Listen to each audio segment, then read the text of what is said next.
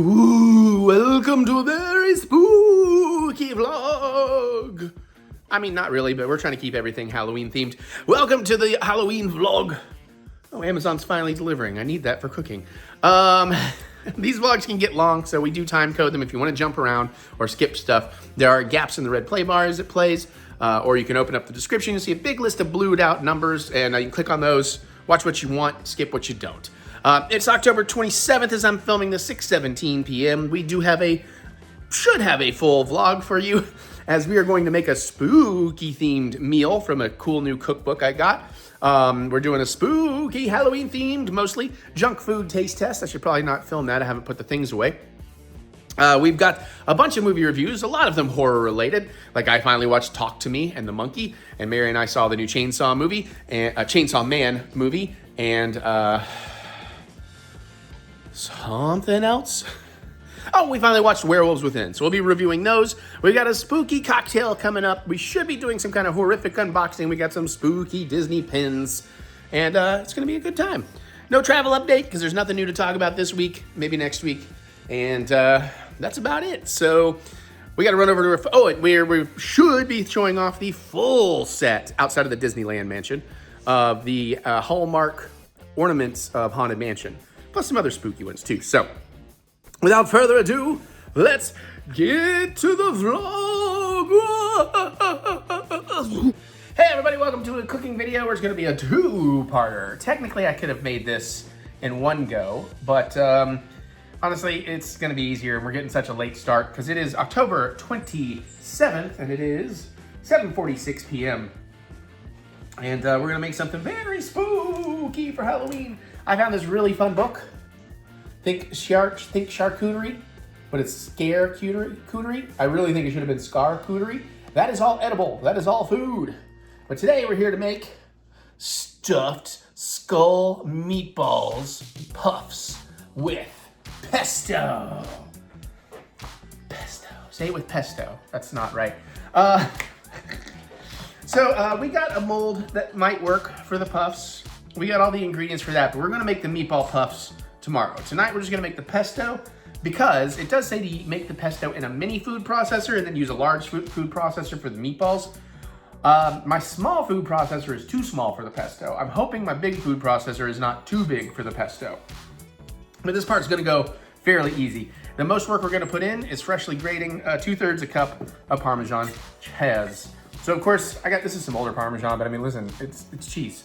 The mold is still just white, so that's fine, because that's a cheese mold. If it was other colors, that's a different story. Okay, am I good there? I got some garlic, because we're gonna need like one giant bulb or something. We got some basil, we've got olive oil, we've got pine nuts, we got salt, we got pepper, and I know I pulled it out somewhere. Did I not pull it out? Oh, I didn't pull it out. Mary was singing push it, because I said salt and pepper. I don't know that you hear it. And then some red wine vinegar. Red wine. So let's start by measuring out our basil. Is this pre-washed? Oh shit, do not refrigerate. Well, I already refrigerated it yesterday, so.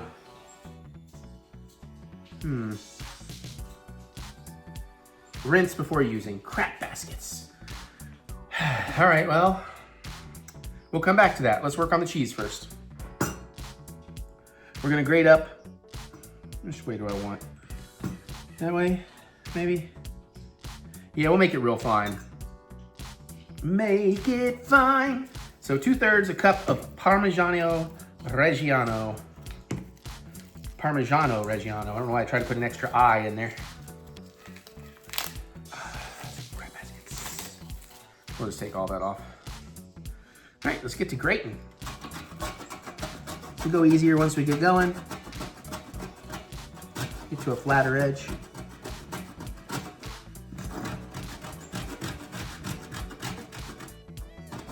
Smells very good. I need to push my tummy up so I don't flex stuff out into the floor. Now we're starting to cook with gas.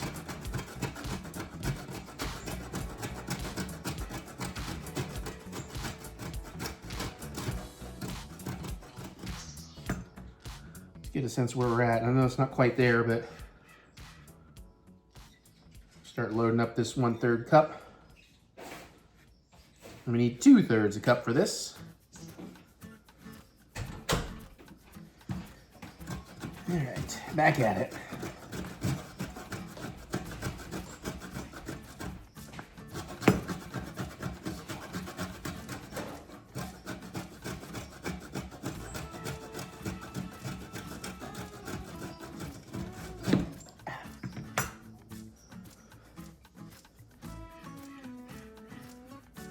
Almost got the first third of the cup here. And it's Parmesan, so I'm probably gonna go a little heavy on it. Because Parmesan has gotta be top 5, maybe top 3 cheese for me. Fresh Parmesan. Not the fake powdered stuff in the refrigerator like you buy from Kraft or whatever.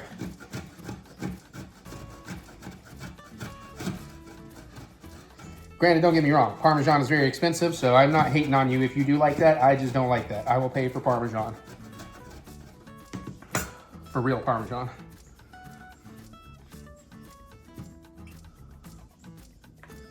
I'm gonna call that a nice 1/3 of a cup. I'm gonna go ahead and dump this in my food processor. Let's see what we got here too. Get some of this up in here. Start loading up the next 1/3.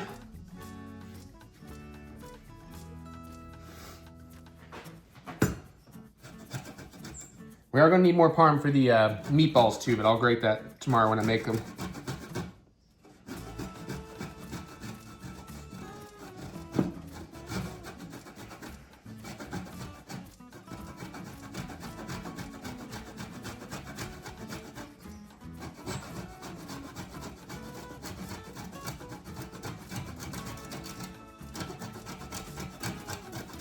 Okay. Thinking that's gonna get us pretty close, if not there. Oh yeah, we're definitely there, okay.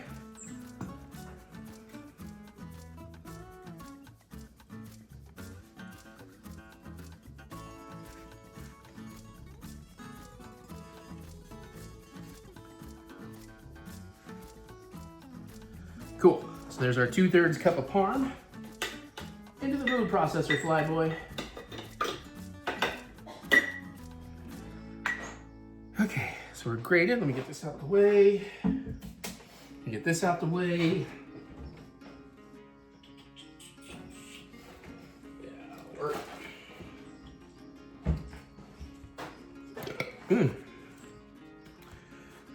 Excusez-moi. Or don't. See if I care. All right, you are saved for later.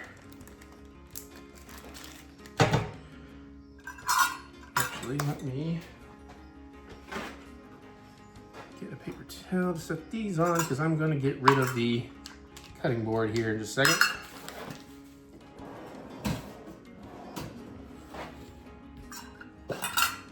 You know what, I'm going to go ahead and dump the rest of this cheese in here too, just a little bit of leftover on the board.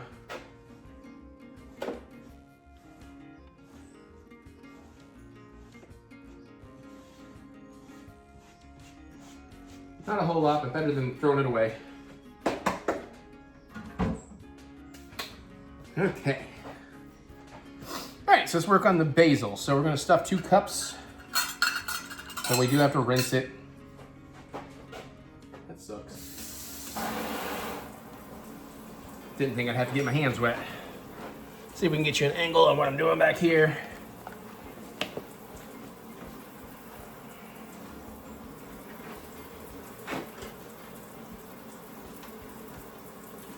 I always want more Parmesan, but I'm never embarrassed.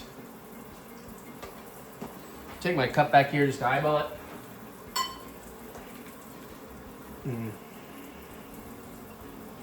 Should have started in the other one.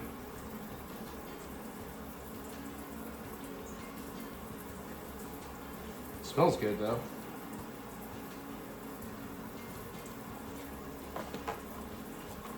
Shoot.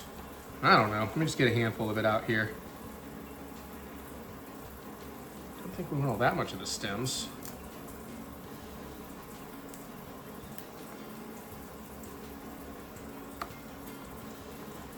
Shoot.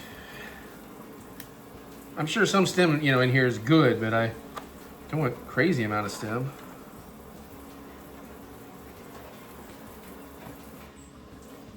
I'm just running it under there, light squeeze,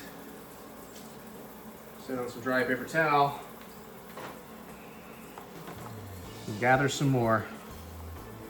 Damn, y'all, why would you package it with so much heavy, thick stem? I don't like that one.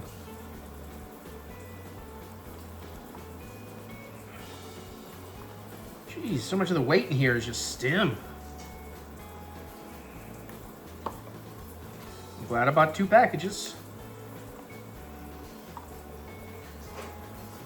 Rinse. Light squeeze. What are we thinking? Almost a cup, what we just did. Let's definitely get some more out of here. If I have to use the darker leaves, I will. I don't think they're terrible, but not quite as good as the really, really fresh. And the recipe isn't specific on if it needs to be like tightly packed or not. I'm going for tightly packed, more basil, more flavor.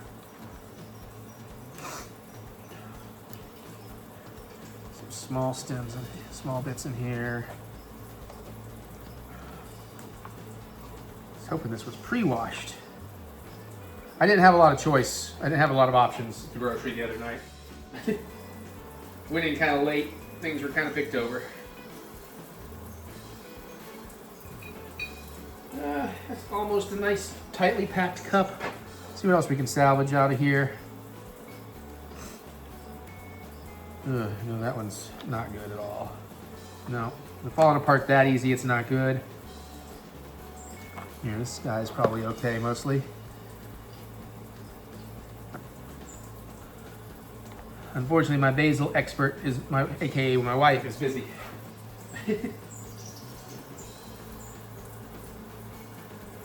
All right, so just to give you some idea, that's kind of what I've got. I've got a tightly packed, I mean, I guess, you know, it's not very clear in the recipe if it's loose packed or tight packed, but we're just gonna go with the tight packed.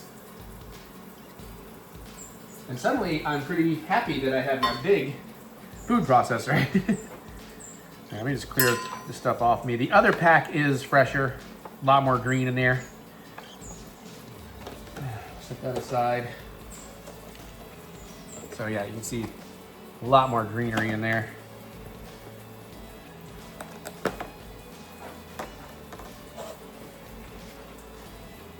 Oh yeah, this is much healthier. Hopefully less heavy stemmed too.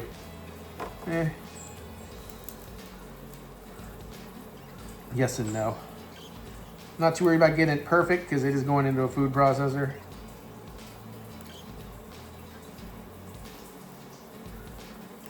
I want as much of it as I can get.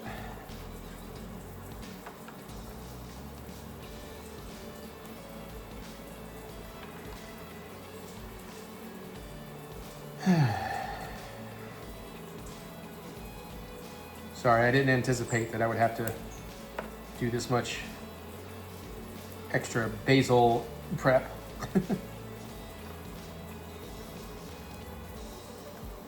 Start there. Sorry, keep blocking the camera. At this point, I'm just kind of squeezing the water out and I'm stuffing it right into the cup. I am finding some stems that are very stiff and woody, so when I do that, I'm pulling those out to the side.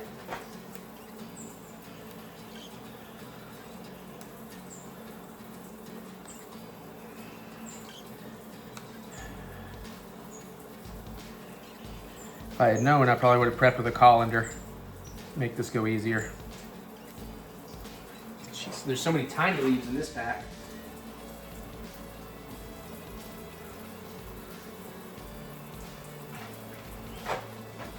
Get into the big stuff, will you?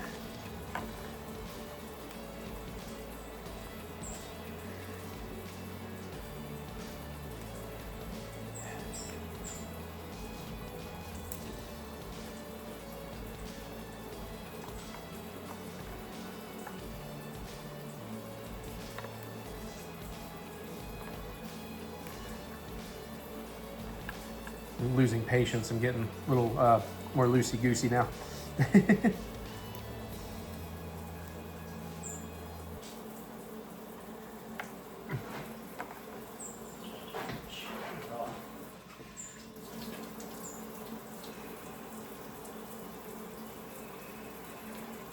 Not entirely sure why I'm packing it in the cup. I'm just going to use everything here, basically. Well, almost everything. Maybe not some. There are so many tiny leaves that we'll maybe lose a little to that.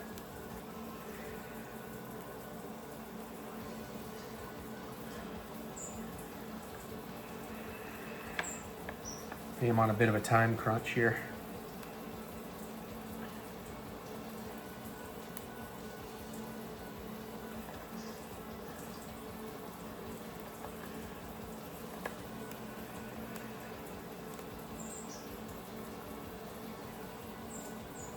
Do that.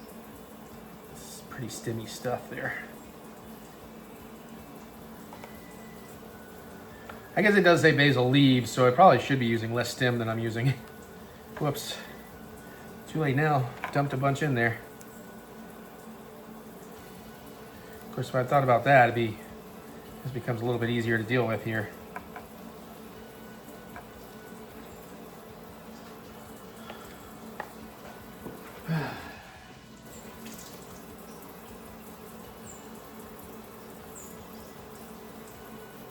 We got somewhere between half to 2/3 of a cup in there now.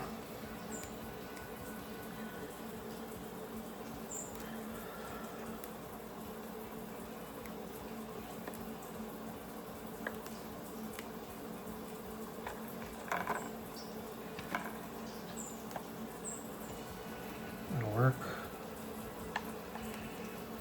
That'll work. Sure.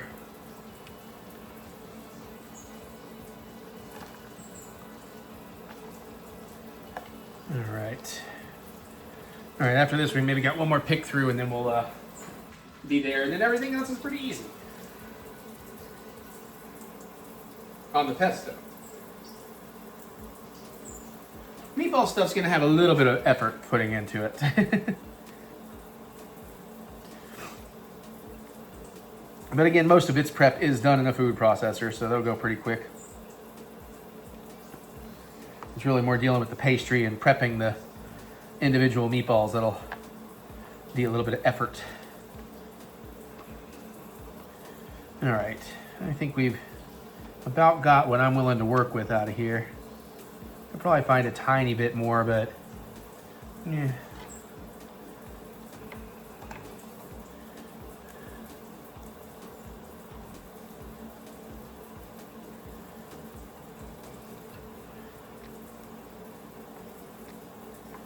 Okay, sure.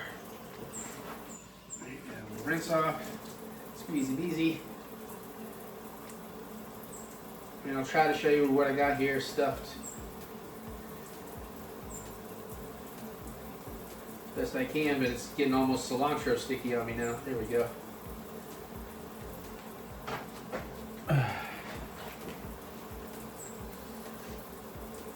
Okay. So there we go. Another cup that's going in the food processor. Trying to spread it around a little bit. Yeah, I'm definitely glad I used my big boy. Okay. Great biscuits. Just realized I might could use the cutting board because we got to deal with some garlic in a minute. Not a lot. Well, for me, maybe a lot. I don't know. Let me clean up my workspace real quick. All right, and we'll deal with those leftovers later. Because I'm sure I don't mean leftovers, but going in the compost. Okay, so that was the bulk of the hard part. Now, 2 garlic cloves. Yeah, I should have.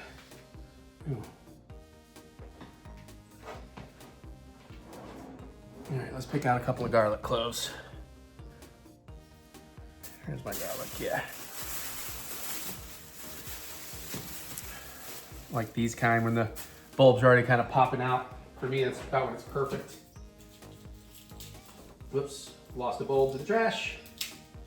I'm gonna make mine very garlicky. You know I like to do that. I'm gonna do 4 bulbs. Or 4, not bulbs, right? Cloves, yeah, jeez. I was like, wait, it takes, how many cloves? Bulbs? What? I can still work with this. Mostly just need to get the papers off. I'll just use my little paring knife to do this. Get the roots and the cloves off, or roots and paper. Maybe not. Yeah, no, there we go. We can just throw this straight in too. We don't have to actually chop it. We do have to peel it. Shit. Usually works better for me.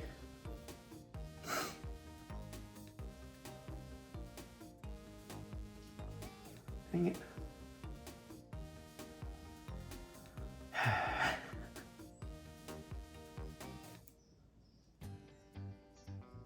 Well, crap baskets. Okay. No, that's too fine. Well, now let's do this then.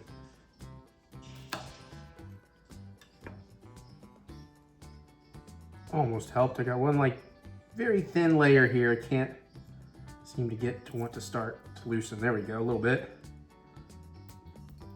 Haha. Don't know why that one took a little effort. Just want to throw that in there. Come on, man. You guys are supposed to work with me better. Shoot.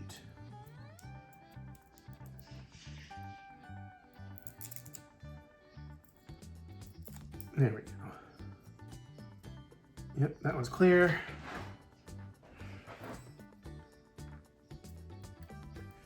Maybe because I didn't use a proper knife, I don't know. I don't know why I'm troubling here.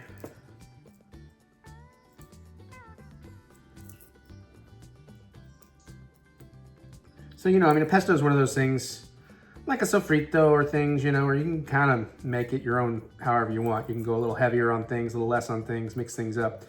But I'm mostly going to stick to the recipe here, mostly. Ooh.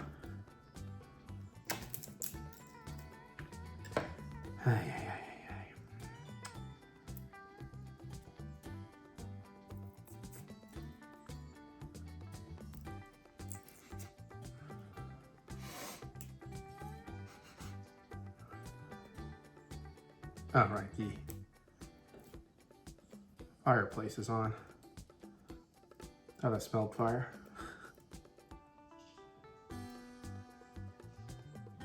Oh my goodness. Maybe 3 cloves is enough. No, I'm gonna get it. I'm gonna get it.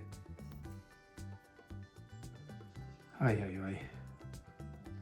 Am I though? Let's try this trick again.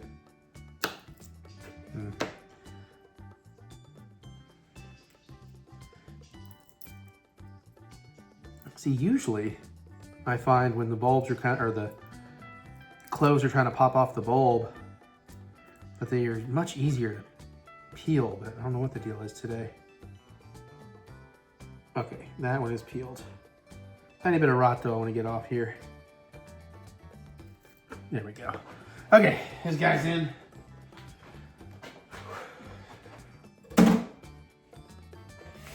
Next up, so we got the basil leaf, we got the garlic, we got the parm. Let's do half a cup of pine nuts. Pine nuts, very expensive. Not a thing I typically like much, but it is gonna get blended into stuff, so I don't mind it as much. Let me go ahead and we're gonna do it over the thing now. In case I spill a little.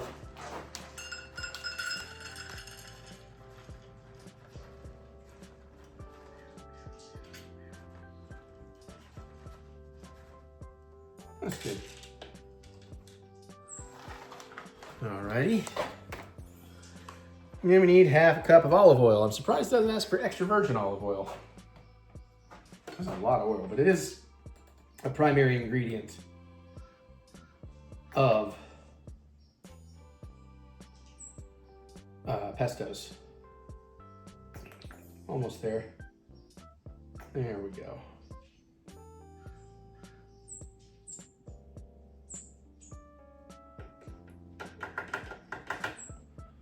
Okay, I think that's all of that. Tablespoon of red wine vinegar.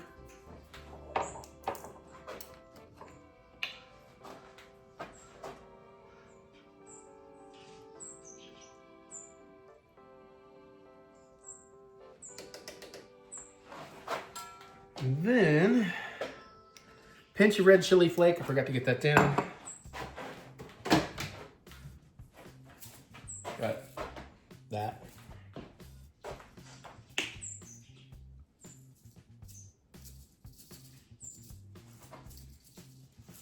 Sure. Don't want to make it too spicy, as Mary will be eating with me. Then we have salt and pepper to taste. So I am just going to throw a little salt and pepper. Bum, ba, bum, bum, bum. We're going to start off with a little, like half pinch.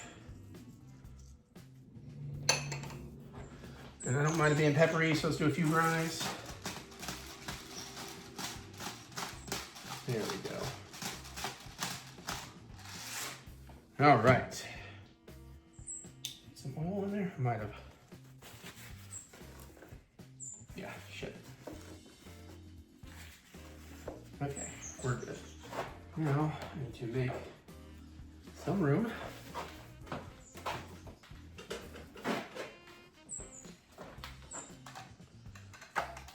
And, okay, that's everything.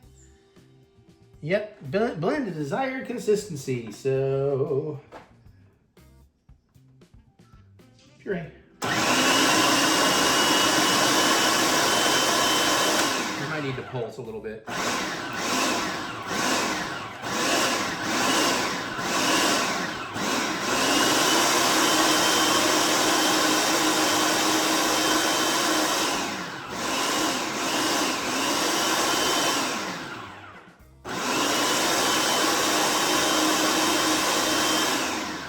We're definitely gonna need to scrape those sides.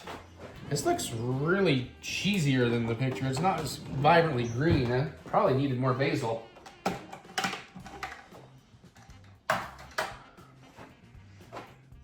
Looks good though. Smells pretty good so far.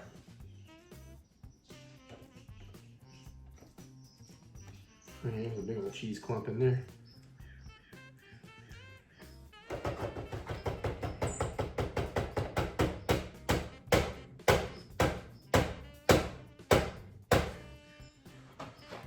That. And let's blend that up a little better. Loud noise.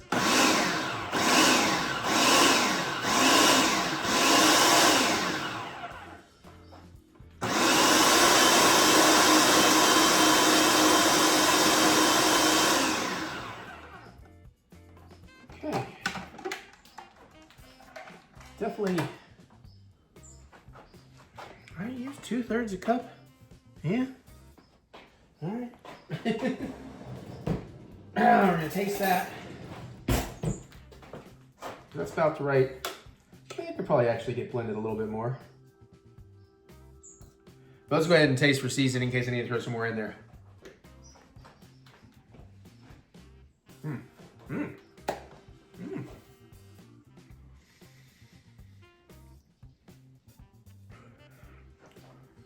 Honestly, it needs more oil. It's a little dry. It doesn't need a lot of salt because we're getting some from the parm, so just a tiny extra pinch of salt. But I definitely want more pepper.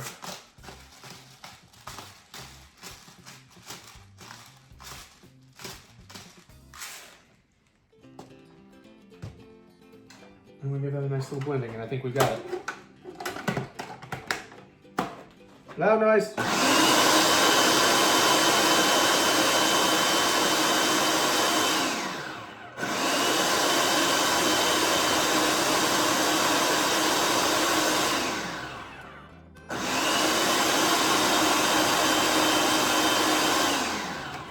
All right, maybe one more scrape down and one more roll. That's looking pretty good now.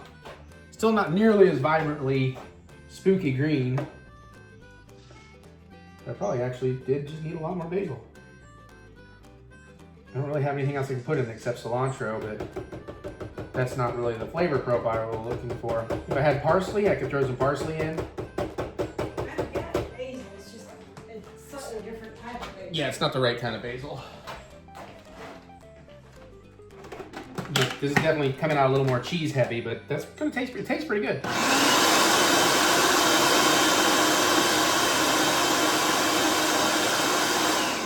Actually, if you would like to come see what you think of this, because I think I don't really know about that pesto, so I'm not sure.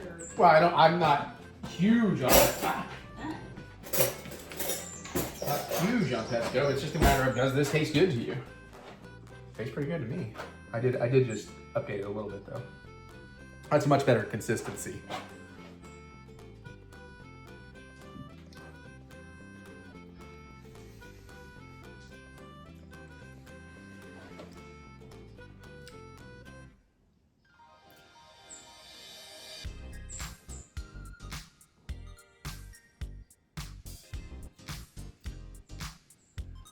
It's very pine nutty. Oh yeah, well, pine nuts are a big part of pesto. I'm surprised. I get the pine nuts, but it doesn't bother me. I do get the basil, the pine nuts. I get plenty of Parmesan. Again, I don't know. I don't really know what it's supposed to taste like. Anything. The ingredients you put in it. Interesting. I got a little pocket of salt just now. Now imagine having the meatballs, turkey meatballs, and the puff pastry, and having it with that. I mean, probably good. I don't know. Yeah, I think that's pretty good. I think it's where I like it. You got to do it to your tastes. There's the pesto, half an hour because I had to clean more basil than I thought. And we'll do meatballs tomorrow. All right, hey everybody, welcome back to the meat and pastry portion of this perfect, I don't have a word for plate of ponderous, placating. There's no P word for food I can think of. Anyways, we're gonna make up our turkey meatball thing and put it in crescent roll pastry. I don't have all my ingredients out right now because the pastry and the rolling. Listen, first we're gonna make the meat mixture. This part's gonna be real simple because we're using the food processor for it. So I've never really done meat in the food processor. I've done it on a mixing stand making hot dog meat. So it's gonna be interesting to see how this part goes. Should be pretty easy. We gotta grate a little cheese. The rest is measuring stuff. I've already peeled my garlic. Then though, we get into the tricky stuff. I have to roll out the crescent roll dough. I have to square it up. I have to spoon out little balls. I have to wrap that around cheese and put that in there and get it in a mold and bake it. So we'll see how that goes. And apparently my cheese grater, or my grater, retains water in the handle when washed. That's not good. All right. Anyways, today is October 28th. It is 6:12 p.m. And what I've got, well, we got some more of those pine nuts. They say you can do this with turkey or chicken. I am going with turkey, so we got a pound of ground turkey. They didn't say what kind. I went with the 85% lean, 15% fat. We've got some Italian herb blend. We're gonna need just a tiny bit of that. We've got more of that Parmesan cheese we'll be grating. We got some panko. You can also use Italian breadcrumbs. I've got, oh no. Fuck it, I'll wash it. I'll wash it. Hopefully you can, I guess you can wash garlic. Yeah, because I don't want to peel another one right now. And the recipe calls for 1 large garlic clove, but you know me. I got 2 right there. 1 freshly washed. Did I show the yellow onion? We only need a little bit of this, but we're gonna grate it. And salt and pepper. And that's what's going in to the meatball mixture. Push it. Push it real good. There you go, in honor of Mary. All right, let's get on it. We gotta get this cheese grating. Now, I'm probably gonna go ahead and throw in the garlic just to get it out of the way. I do need to take the little roots off that I don't like. Yeah, we're gonna put the pine nuts, the panko, the garlic, the seasoning, and the parm. So, just to get these out of the way, I'm gonna go ahead and take off the little nubbins.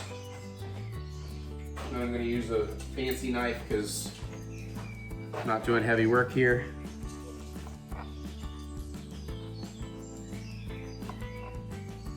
And that's good enough for me.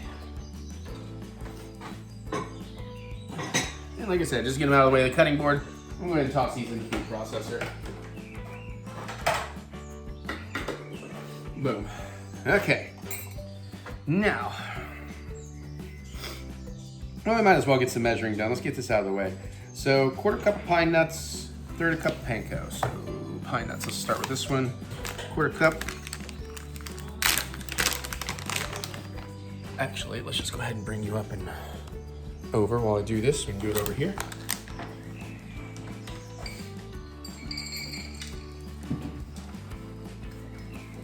I did not need to buy 2 bags.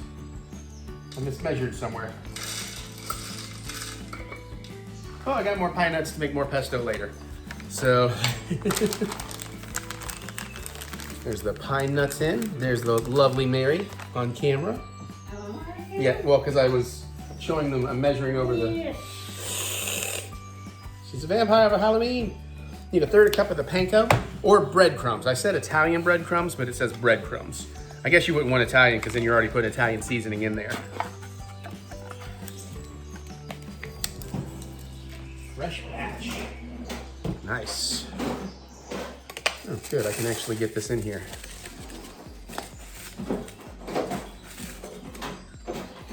Yep, that's about a perfect 1/3.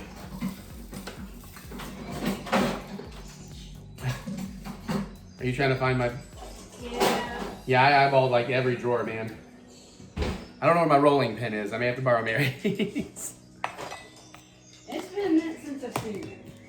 Yeah, mine. I haven't done any baking in quite a while. Probably a couple of years. I feel like Maybe you a stuck year. it like in the most random fucking place. I'm sure I did. Because it's You put it long. above the fridge, did you? I don't think I put it above the fridge. All right, we got the pine nuts, the panko. Let's do the Italian seasoning, and then we'll get the parm shredding.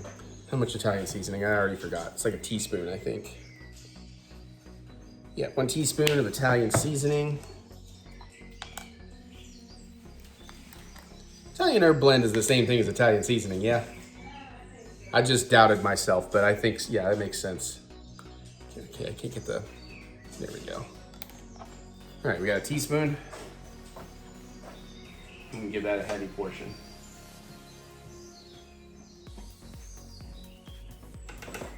One heavy portion, hello. Oh, Captain, that's a good kiss, Captain. Mary dressed as a pirate today. They had their costumes at work. Yes, but I had a dragon. You show them this. Oh, in my shirt. Yeah, she had a banshee dragon. Some more. All right, I'm gonna go change and Okay. Into a pumpkin. I think I'll wait till this week and do more digging. So I'll Yeah. maybe try to put some like lights up front or something. Okay. Yeah. I know it's a bummer. We need to get our boy laid to rest, but the weather is not cooperating. Okay. So now we need to work on a 1/3. Is it a 1/3 cup or 1/2 cup? 1/2 cup of parm. There's so much parm in this recipe. I don't mind. Yeah, 1/2 cup of Parmesan cheese. Because you're not embarrassed. Oh, I'm never embarrassed. I always want more Parmesan. All right. I'm hungry though. Well, this is gonna take a while. So you might want to eat something else.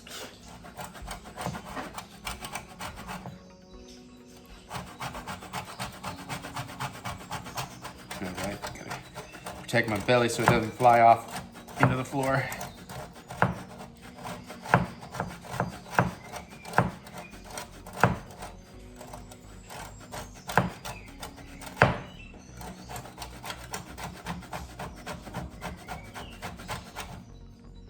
All right, I bet you that's about right.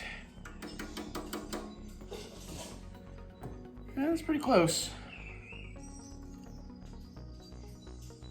Actually, we can probably call that the 1/2 cup because where I really tightly packed it for the pesto, I think the pesto's coming out a lot cheesier than was intended.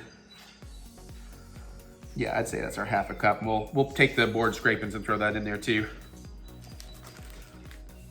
Nice.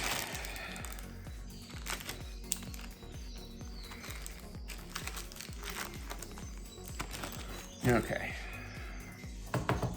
I can't get rid of this yet. I'm still going to need it. Oh, yeah, wait, is the onion going? I think the onion comes later. We're going to double check though.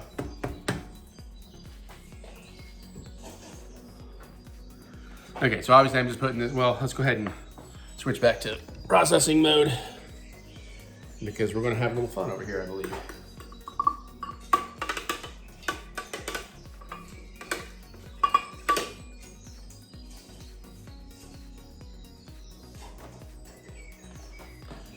Okay. Bring in this extra cheese.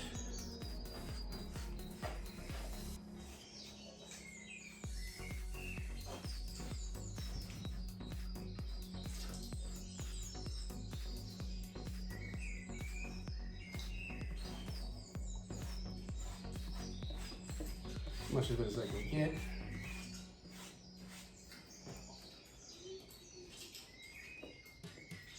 Okay. I'm gonna keep this cutting board handy for a minute though. Might want it, well, we need it for like grating the onion up, I guess. Okay, let me make sure the onion doesn't go in here. I don't think it does yet. Pine nuts, panko, garlic, Italian seasoning, Parmesan. Pulse until crumbs. Then we'll add the grated onion, the ground meat, salt and pepper. Oh, I still need that teaspoon. Oh good, I said it somewhere clean, good. Okay, so let's go ahead and pulse this down into breadcrumbs.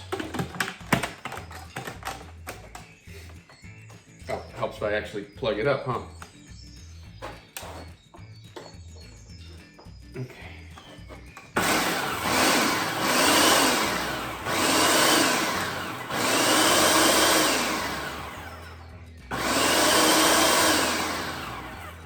I see something I...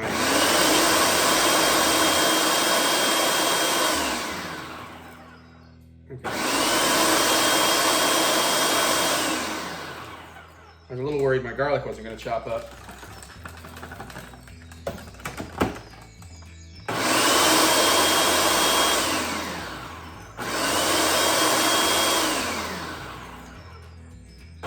Yeah, it looks pretty crummy. All right, yeah, that looks good. So you can get a sense of it.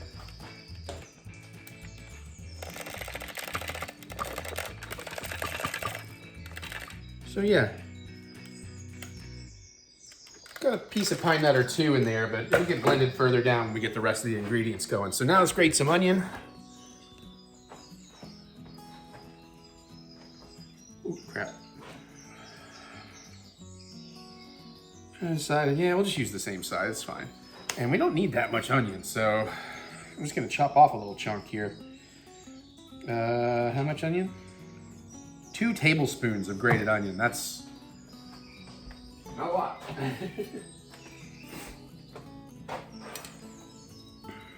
Let's see, how do I want to go about it?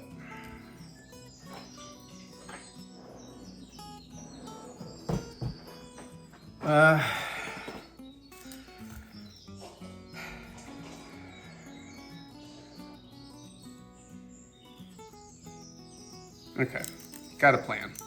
Sorry, I didn't really think my plan through earlier.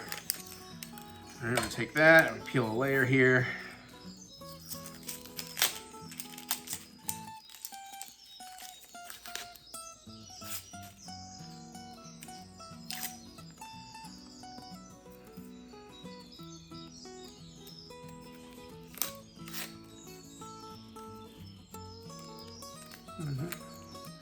Work with me here, kiddo. If you aren't back, I need to find it. Where will I find your rolling pin? No, I'm going downstairs. So. Oh, you're getting in? Okay, cool. Time for... I guess that goes slightly late, but not terribly. Yeah, it's about time for Ding Ding, so... Go ahead and see what it. Okay. Dang, man. This one piece of layer really wants to stick over here.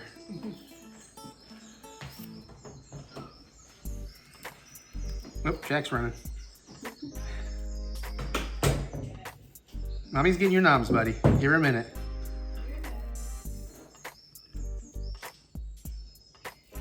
Oh, that's why I got some skin up there. Okay. There we go. Now that I made a big old mess on my hands. And I get my eyes drooling a little. Do your eyes drool? Sure, they all do. It's a silly thing to say. Okay. All right.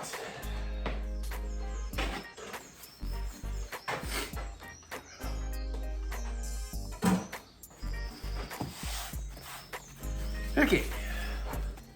So we need 2 of those worth.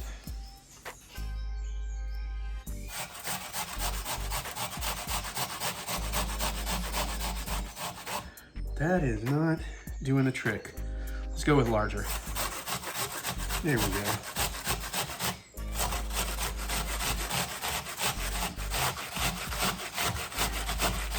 Gotta keep my face out of there. Oh, jeez. Whoo! Whoo! Oh, my goodness. Oh, that really unleashed all the, whatever the hell is the thing in the onions that make your eyes go wonky. Okay. Oh yeah, we did more than we needed, but that's fine. All right, 1 tablespoon in. Whew. 2 heavy tablespoons in. There we go. Oh boy. Oh. Yeah, I may need a minute to clean my face, because Jesus. Jesus and baby Jesus. Oh, that is potent onion. Whew. All right, we'll do something with you later. Ay, ay, ay. All right. Oh boy.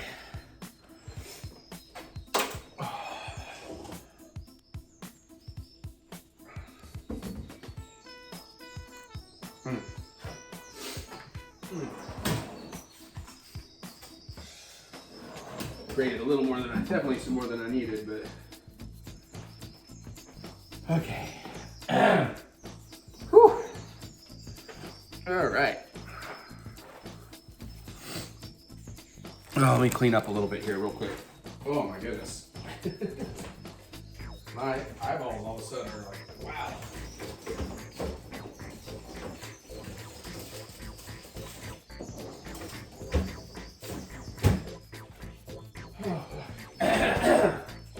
I got like tears streaming down my eyes.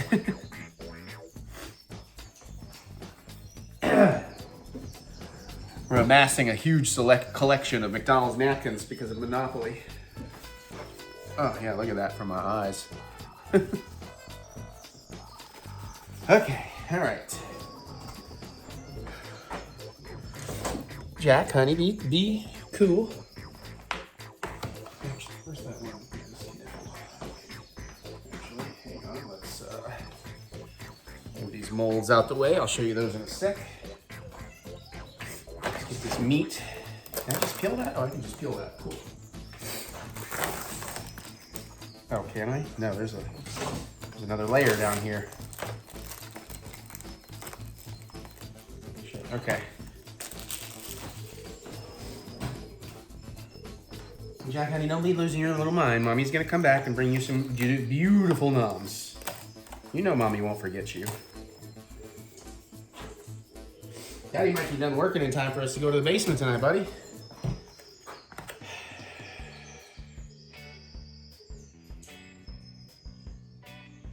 Yeah, I'm gonna use a glove. Why not?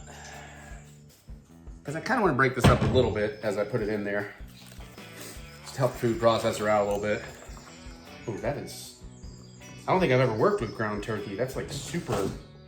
That's what I'm looking for. Tender? Just like falls apart here. It's almost emulsified hot dog meat. Got that vibe going.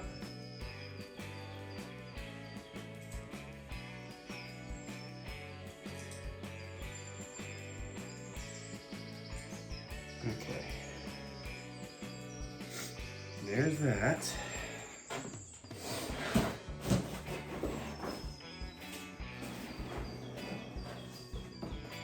Okay, and I think we just need salt and pepper, and we can blend this into the meat, and then we get the not so fun part. Okay, add the grated onion, the ground meat, salt and pepper, process until incorporated.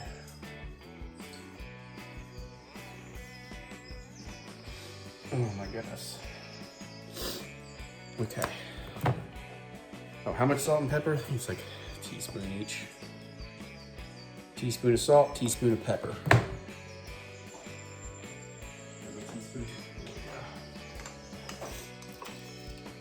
Time to refill the salt. Time to wash and refill with salt.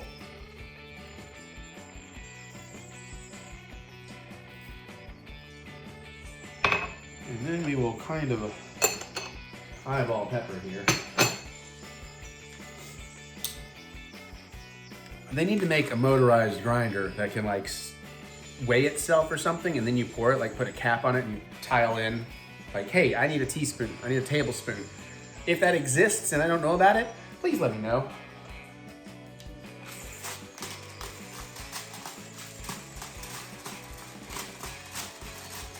So I'm just kind of guesstimating.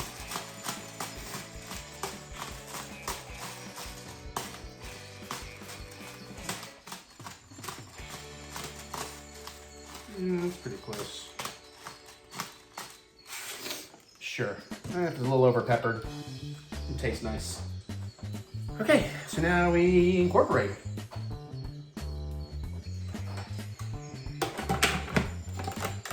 All right, loud noise, kiddos. Puree or pulse to chop? I guess pulse.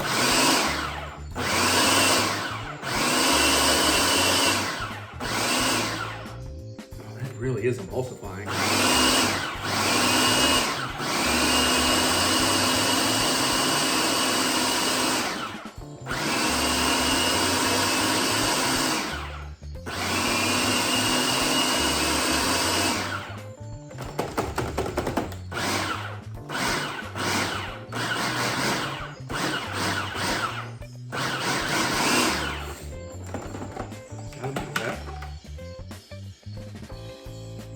Yeah, that looks pretty well blended.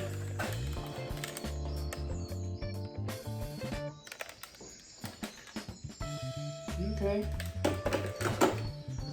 Well, let's figure out how many we may make here.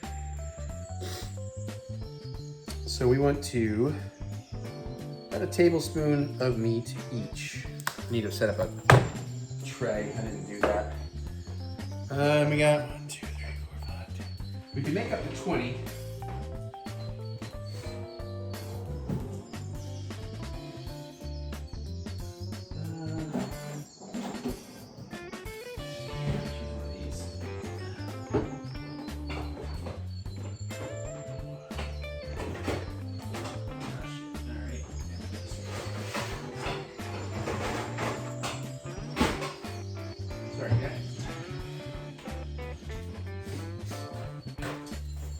And for cleaning purposes, we will use an old tin foil here, so I'll clean the tray after.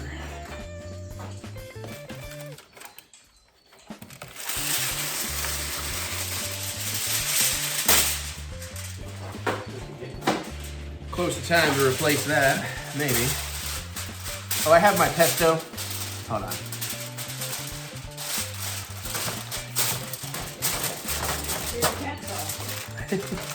Well, when I was getting the tray out, I don't think Aaron ever came over. There he is. There he is by your door. Nice, lovely. Aaron. Coming around a long way, probably. Oh, he's there. Okay. Okay. Okay, so now we got to portion out about 20 tablespoons. You don't really have to be balls, because we are going to wrap them around, but now it says use a cookie scoop. I don't have that. If I do have that, I have no idea where.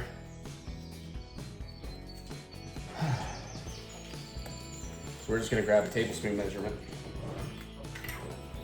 and then just go to town.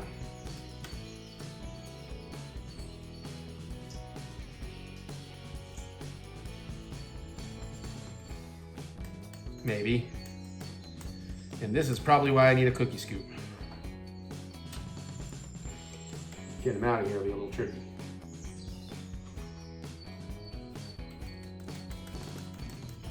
Well, actually, it's working out okay.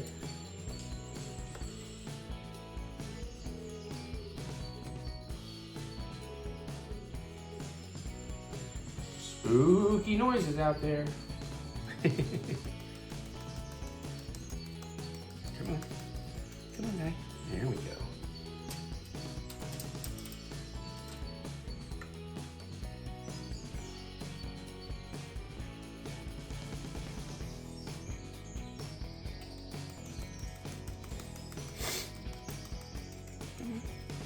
Let go. Get you in there with you. Yeah, this stuff's pretty loose. All right, there's 4. So we're almost a quarter of the way. Oh, crap. All right, 5. And I'm probably gonna have some leftover meat here, and I'm not exactly sure. I have some ideas what I might do with it, but maybe not on camera. I might just make some big old meatballs. Honestly, I was kind of thinking like I could make some turkey meatballs and, you know, get those cooked up. Use some of the leftover pesto, because I'm sure we'll have some leftover pesto. Get a pizza crust, because I haven't learned to make mine yet. Put down the pesto, some thin sliced Roma tomato, maybe thick sliced. Put the turkey meatballs on there, cook that up. Maybe a little parm over that, I don't know. Light dusting parm. And then do a balsamic drizzle once it's cooked. I do believe Mary would really like that. Except for the tomatoes, but it kind of needs tomatoes.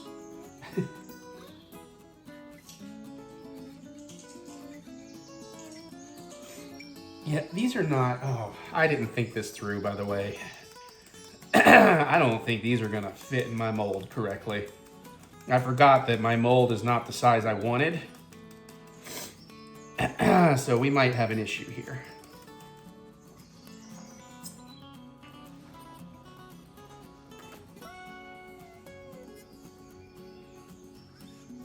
See, because they talk about a skull mold, nowhere in the book does it tell you what size skull mold.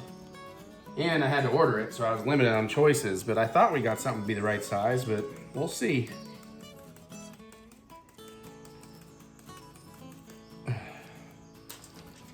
Probably if I had oiled this or something, I might go a little faster.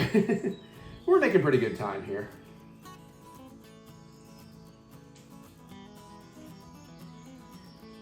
Probably not be making these larger. The thing is, they're also going to end up getting some string cheese in them, which I just remembered I will need to cut up. Crap.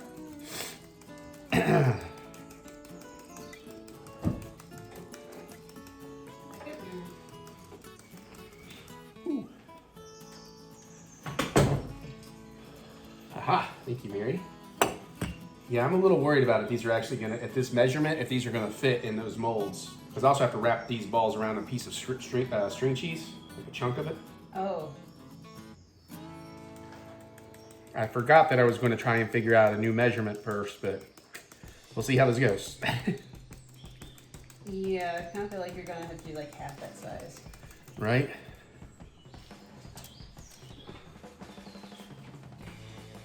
All right, anyways, we got 12. 12 out of the potential 20.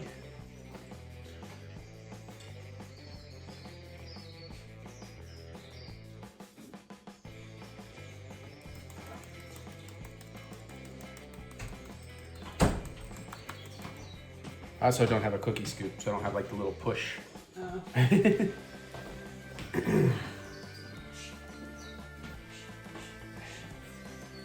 Still singing the salt and the pepper, but that's already in the food, so. I'm just over here beating my meat. Gobble, gobble.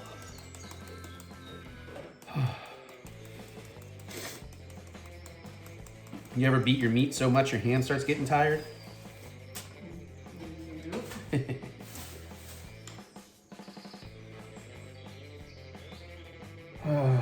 Was that pun just foul? See, because it's bird, technically. I don't know if turkeys are actually considered foul, though.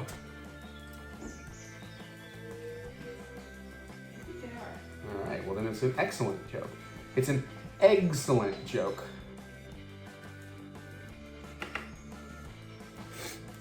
All right, got about 5 more to go here. Is this going to go over there with the other? Sure, boxes? sure.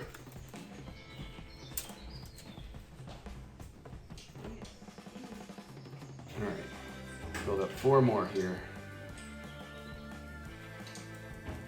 We definitely won't have some leftover meat. You can make an interesting hamburger out of that. Yeah, I was thinking about that. I was telling you, I was thinking about if I had, depending on how much I have, I wouldn't mind making some turkey meatballs. Yeah. And I figure we'll have pesto left over. So I was thinking about getting a pizza crust, putting down the pesto, Okay. slicing the meatballs, maybe some Roma tomatoes, maybe a light dusting of parm, and then bake that up, and then balsamic drizzle at the end. Yeah.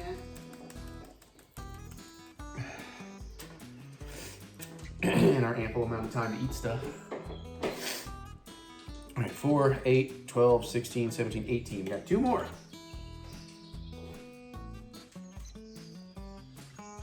Trying to be more precise about making sure I'm not making these too big. I think some of them I may have let it have a little extra meat than it should.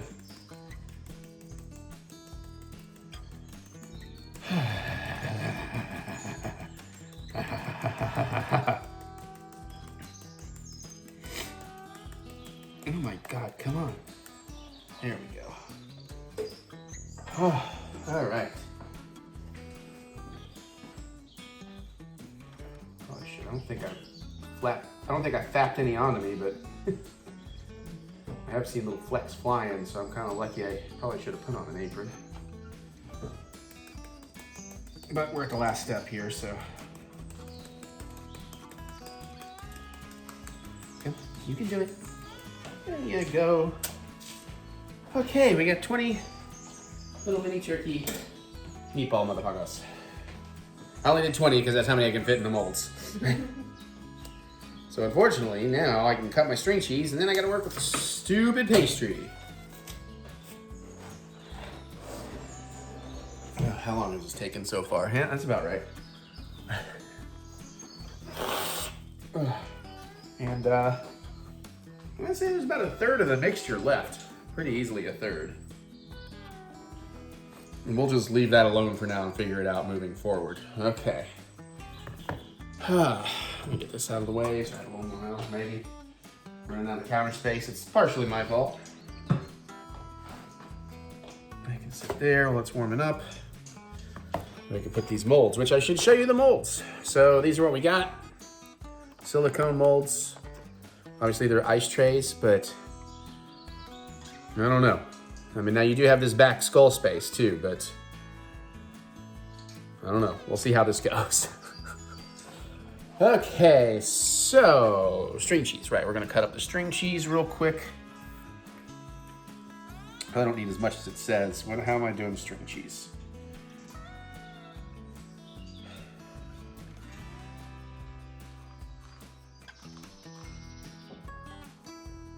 Where does it say it on the string cheese? Cheese piece in the center. Oh, I guess it's in the description. 1/2-inch pieces of string cheese. All right, let me get string cheese.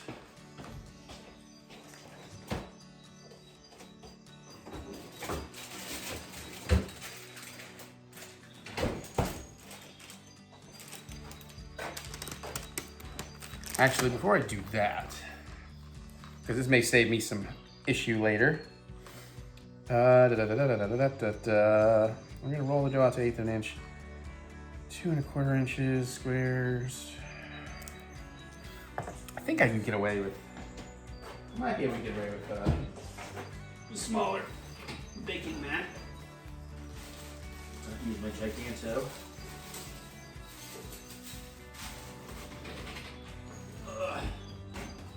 And the reason I want to use this is I can have a measuring guide. And I'm gonna have to make some space.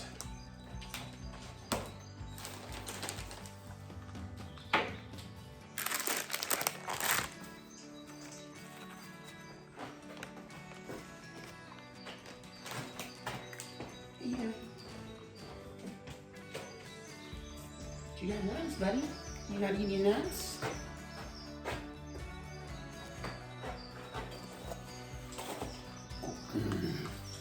C is for cookie. Let's see, we're gonna put this so that I don't lose it. Yes, right there.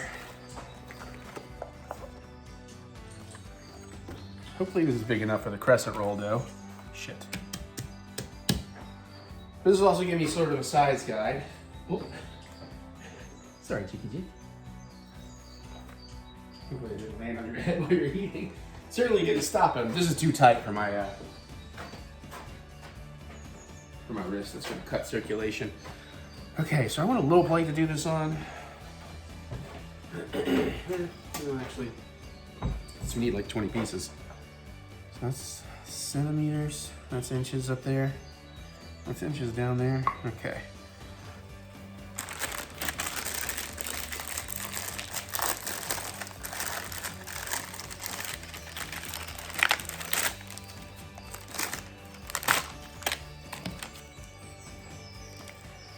Okie dokie.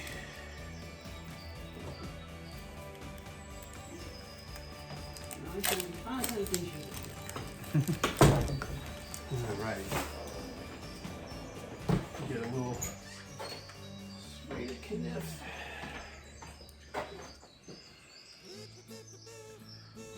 So I'm gonna just go ahead and do inch pieces, roughly, and then we'll just go back and cut them all in half.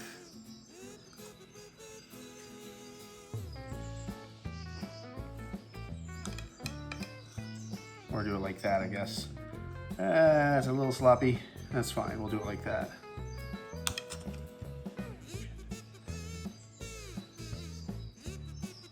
I mean, at least be kind of consistent, you know?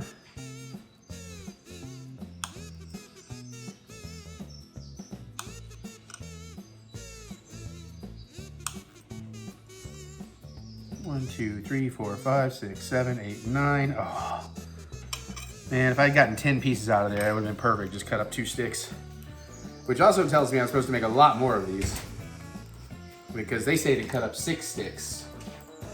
I only need a little over 2. So, maybe your balls are too big then. Maybe.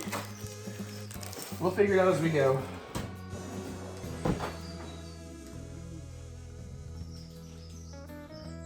My balls are always too big. How did I miss a joke there? I could have. I was waiting for it, man. Yeah, you set me right up. Can't give you a softer ball. Well, usually you give me not hard balls, but well, yeah. Sometimes you give me very. Sometimes you even make them different colors.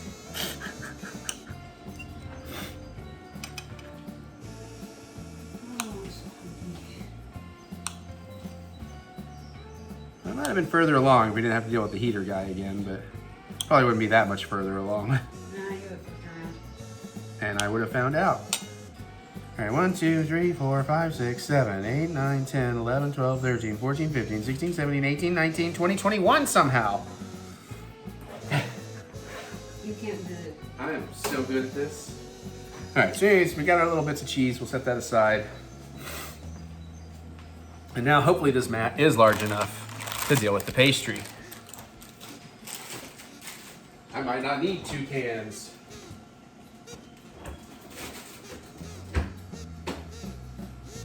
So we'll just start with 1 and see where we go from there. I guess I should.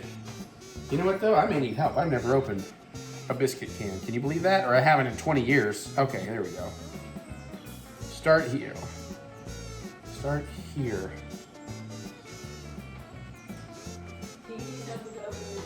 Peel, spoon against seam. What does that mean? Oh, press spoon against seam. Pop. Okay. You want me to do it? I should also probably, well, I've got to learn. I should also probably flour a little bit. I assume, right? Yeah. I know you would with normal. Go downstairs and get you some flour. Oh, that's right. The flour's not up here. Yeah, sorry. Sorry, huh? You can put it on top of my book right now if you want. But,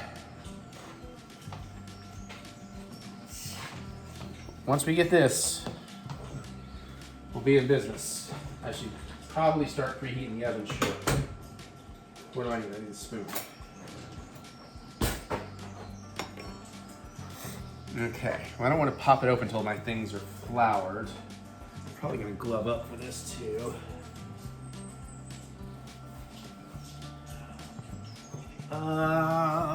Also, are these cut resistant? I hope these are cut resistant because I'm supposed to use a pizza cutter. I'd imagine they're supposed to be cut resistant. I do have another one of these if I break it, but at the same time, I don't want to end up putting. Is this even for? I don't even remember. Oh, I think it's something to do with my garlic press.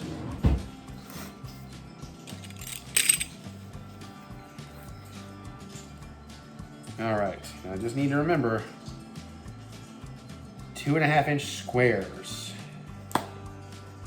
2.5-inch squares. And if I am gonna work with flour and I'm wearing dark clothes, I will put on makeup.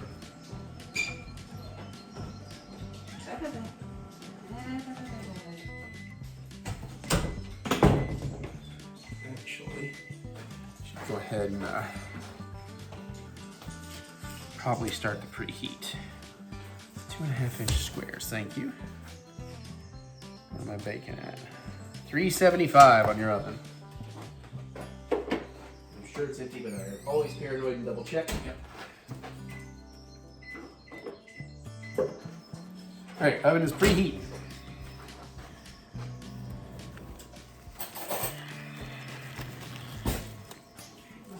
Heard? I haven't done this kind of stuff in a while, y'all.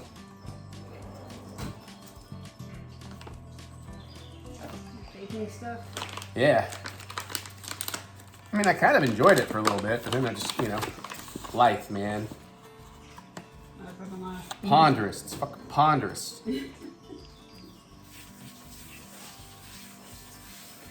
I really don't know how big one of these sheets will be. Oh, this is. Put this in there for 3 minutes and it's still icy. Shit. What the hell? This is not a problem.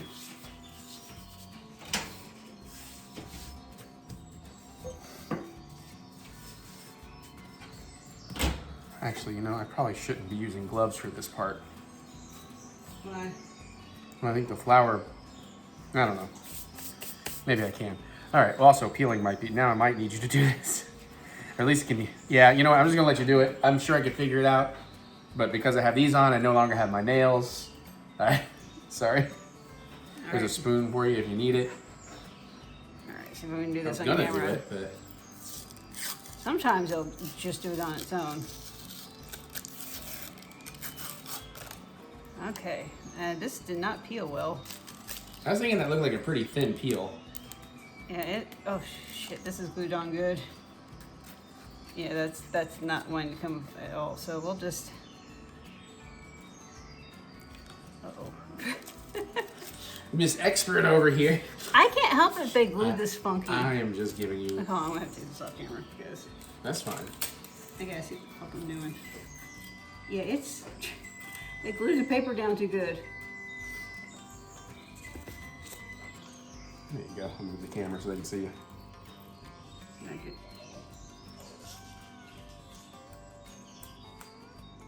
Holy crap, y'all. Yeah, alright, we're just gonna have to see if we can force this without extra paper on it. Hold on. Can you scooch this? It's kind of, Shit. yeah. I need leverage. There we go. We popped it. Okay. Oh, fuck. Well, that's fine. Luckily, I just touched that. I didn't realize I had flour on this hand. Oh, once you have flour, it's everywhere. Yeah, I know. All right, so how do I do this? I just get the dough out. Yeah. It's tearing the sheet, though. Like, it's tearing right there. Shit. I don't know why they even have to put this in cans. Just put, since it's not the pre... Oh my goodness. This one is just like a problematic tube. There we go. I assume this actually, yeah, there's a... Shit. That's where the tear was, okay. Okay. Okay.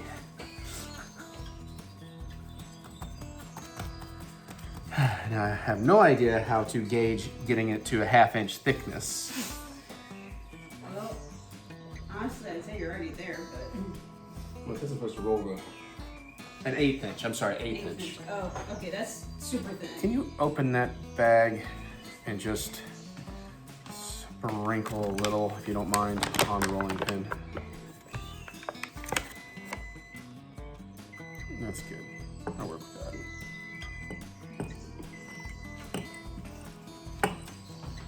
Thank you.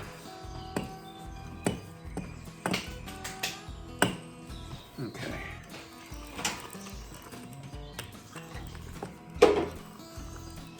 Hoping it'll fix this tear. I don't think it will.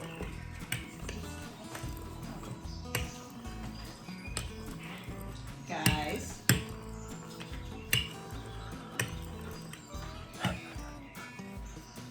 Crap baskets.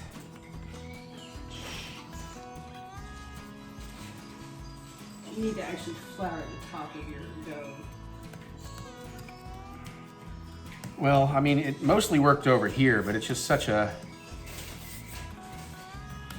It came out of the can awkward or something, because, you know...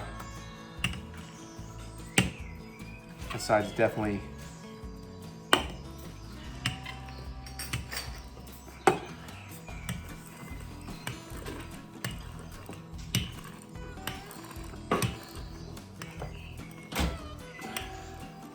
I also should have remembered to work more towards this side because the stove's getting in my way. I'd say that's probably 1/8 of an inch. Yeah. Your top edge here is still a little thick, but... Okay, so 2.5 inches. Oh, that is a bad.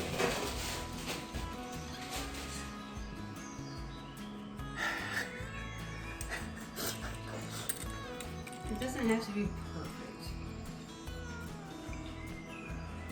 You're gonna have, because you're not even all the way across, you're gonna have to... Yeah, just kind of eyeball it all.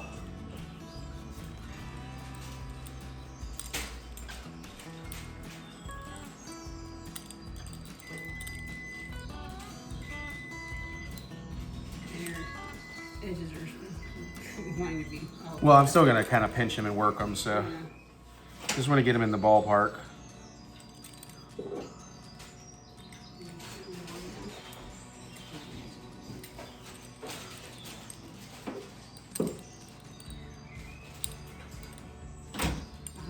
Heard?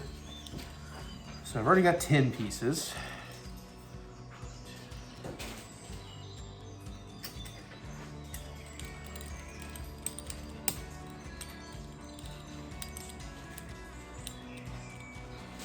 I think that needs a little extra. So that should be 15 right there.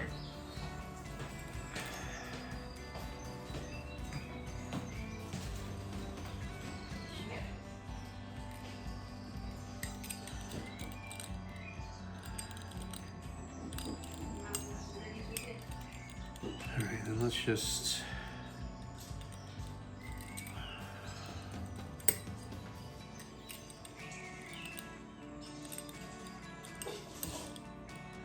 give myself some options here, I guess. 1, 2, 3, 4, 5, 6, 7, 8, 9, 10, 11, 12, 13. Hold on. 1, 2, 3, 4, 5, 6, 7, 8, 9, 10, 11, 12, 13, 14, 15, 16, 17, 18, 19. This guy up here needs more. And I guess we can just put these two guys together, maybe. Sure. Sure.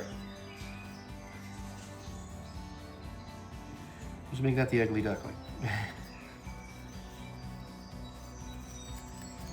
Okay.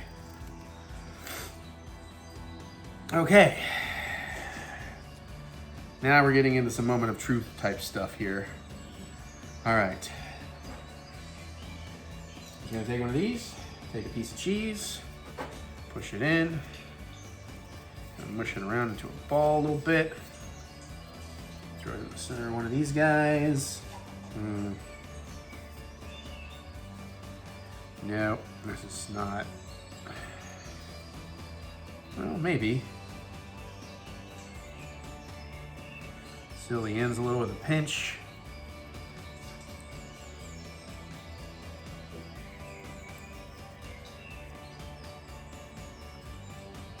I was never very good at this part.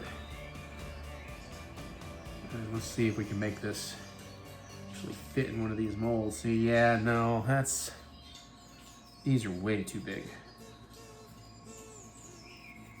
Shit. Well, maybe they won't be too big. Maybe just, they'll have skull faces, I guess. I don't know. This might be an absolute fucking disaster, but we'll just keep working it, see what we end up with. Or we just make some diamonds and then take the rest and try to fill in one of the big skull trays. I honestly thought about that when I started to realize the size may be an issue. Imagine that takes longer in the bake and all that though, but. But I mean, as long as we can get little skull faces on them, we should be okay. Even if they're like more on pillows than anticipated. True.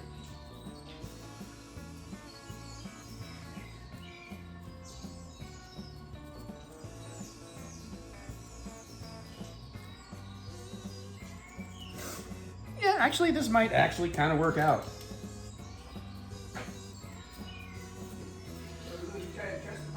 Yeah, we're gonna just try and trust the process.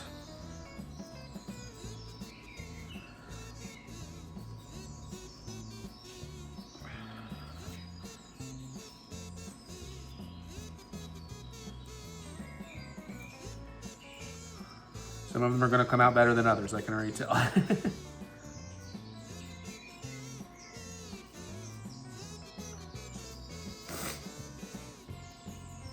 Helps if I stay patient.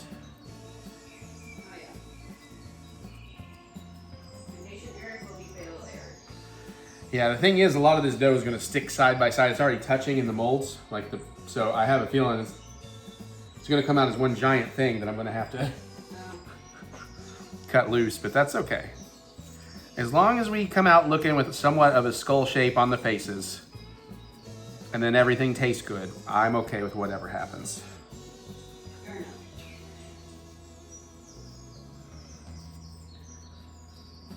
But I definitely made some of these a little too big, and I would aim for your smallest balls. Well, I'm gonna make all 20, so it doesn't really matter. Some of my pastry I could have, well, again, I'm working the pastry, and once I work it a little bit,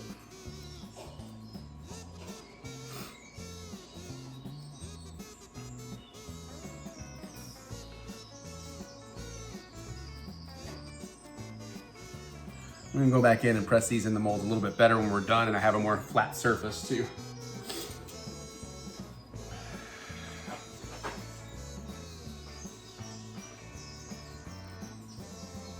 So like I said, this was gonna be the part that was gonna take the longest. And our oven has preheated. And I think I'm gonna be drinking wine before I have dinner, because at this point I'm ready for wine.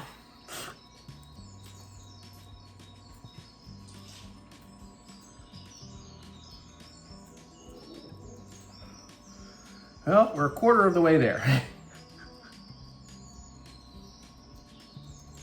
Oh, fuck me. Uh-oh. I have not oiled these trays. Oh no. Yeah, can I borrow you? What do you want me to do? Basically, I'm gonna have you pour some oil in these trays.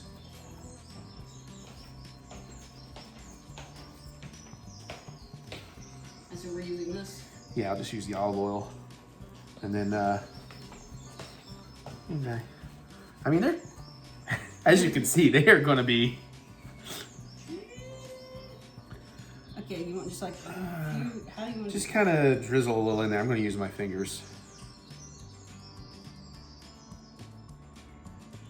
You don't have to drop every one of them. Just, yeah, go ahead and do that one and that's plenty. Yeah, also, yeah, do your cross pieces. I was gonna get this whole thing going. Just oil it all real good. Oh yeah. Baby. Oh, baby, baby.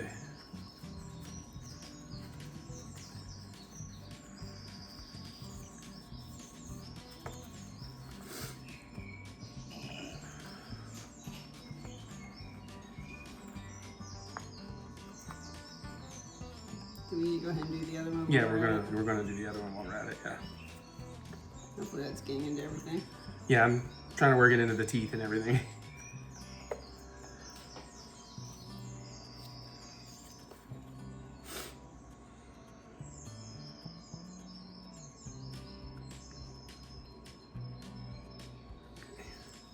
And then I kind of wonder if I need to change this glove. Is the oil gonna be a problem packing the rest of these up? It might. Yeah. So I may need help with that a little too before you get too settled back in, sorry.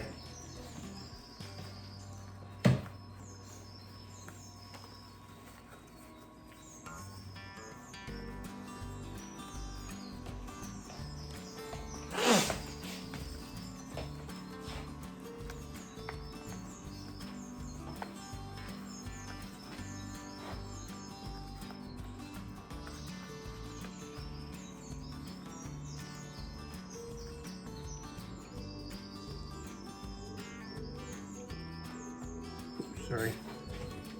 It didn't get you. Came close. Oil flicker. You, actually, I've got a free hand. Get a little drippy. Yeah, that's fine. I can do that to that one. I don't know if I can do that. Yeah, I can probably do this. Maybe. Okay, yeah. Alright, thank you so much. Maybe. Oh boy. How did you mess that up? My hands are getting sweaty, so putting on a rubber glove over sweaty hands is. Because you know I can't be in one. Turn your hand over. I have no idea what the fuck, dude. Okay, alright, we're gonna take this off. We're going to dry your hand off. Actually, it is dry. It's just sticky. Like moisture. It's more. Whatever we're doing, let's do it quick Okay, because well, I'm losing patience with doing this. Sorry. See, trying this again if you don't wipe your hand off isn't going to do too much good. But when it came off, I guess it took the moisture with it. Okay.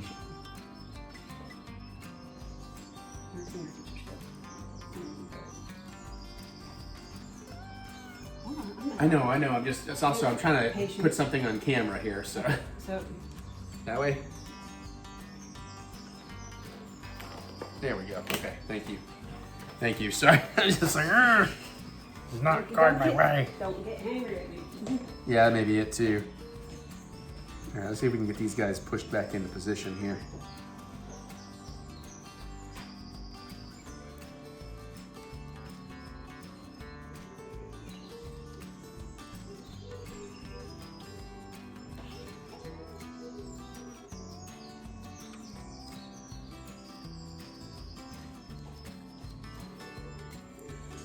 Like I said, we'll go back in and give them all a nice little extra pushing in. Sorry for the delay there, everybody. We do seem to be back in business. Okay. Meat. Cheese. This is why I've never had an interest in making ravioli. Maybe someday, but it's like so much effort involved.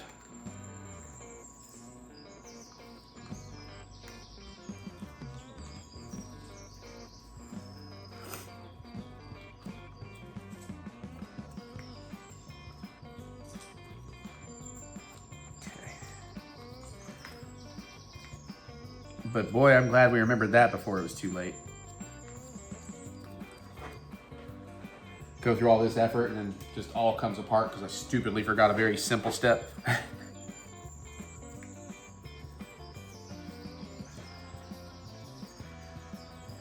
Okay. And when we do get these in the oven, they're gonna go in for 20 to 25 minutes.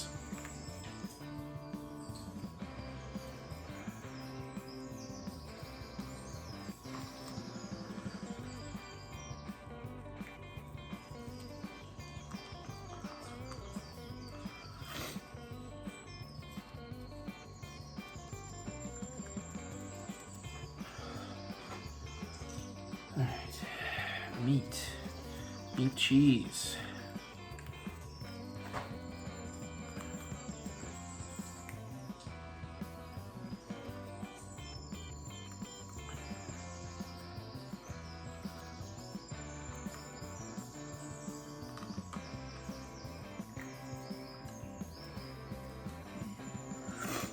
We're almost halfway there.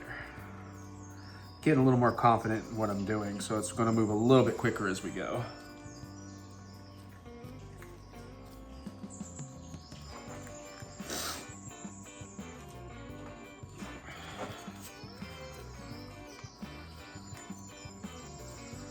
In the meantime, enjoy the underlying music bed or the sounds of nature in the background as I run out of things to talk about. How you guys doing with McDonald's Monopoly out there? You getting close? You think you're gonna win anything of value? What's the best food prize you won?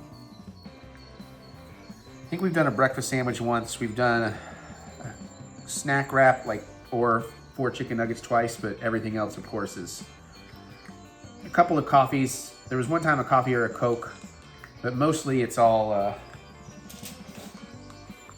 free small fry or either an apple pie or an ice cream cone.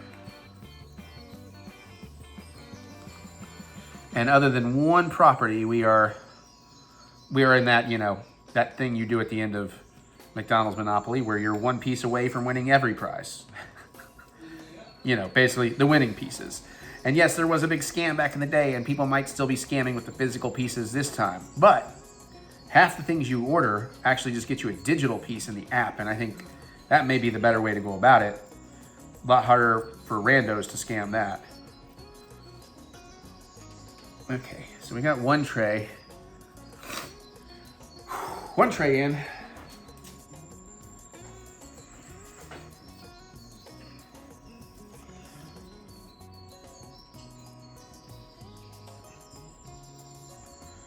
Guess I could grab a little extra dough for some of these guys.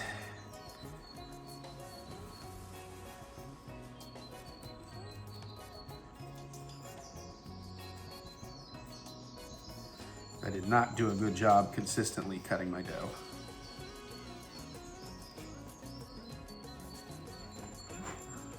All right, at least we're working on tray number 2 now.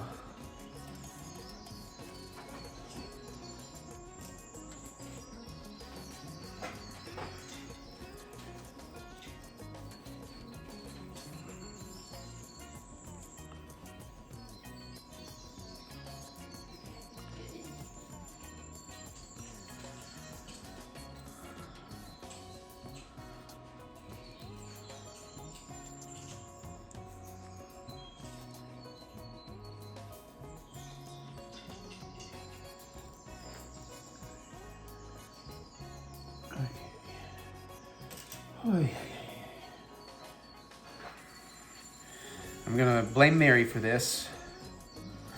You can either blame Mary for this or praise Mary for this. Because Eric probably would have gotten lazy and just created something simple. Over the whole thing? Yeah. Well, I just mean I probably wouldn't have even bothered doing anything out of the charcuterie. Scarcuterie. I like scarcuterie. Yeah. I think scarcuterie is funnier. It sounds closer to the right thing. But honestly, too, I'm kind of glad Mary, as she does, pushes me into doing more complicated things, because then I feel more accomplished and smarter about what I'm doing. But at the same time, it's like I got a lot to do today. Actually, I don't have that much to do today. I feel like I have a lot to do today. But I don't. This guy is definitely a little too small. Let's get some extra dough on you. Pinch all that together so it'll hold.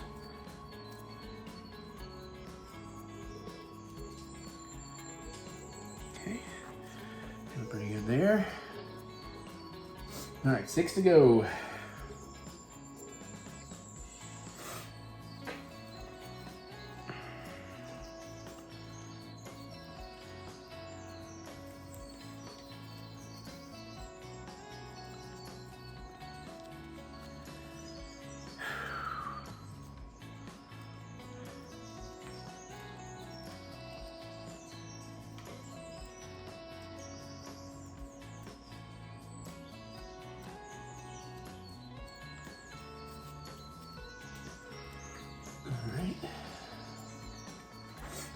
Let's go.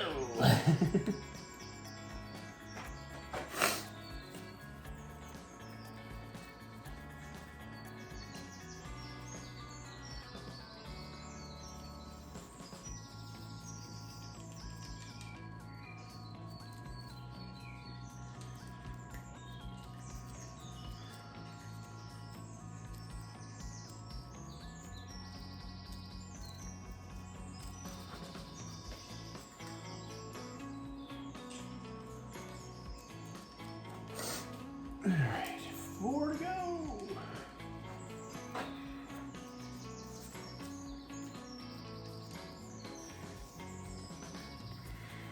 This Franken sheet won't work here.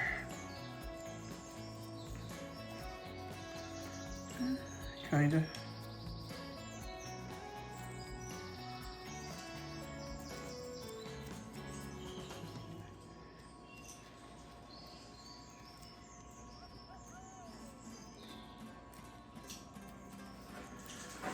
All right. 3 more.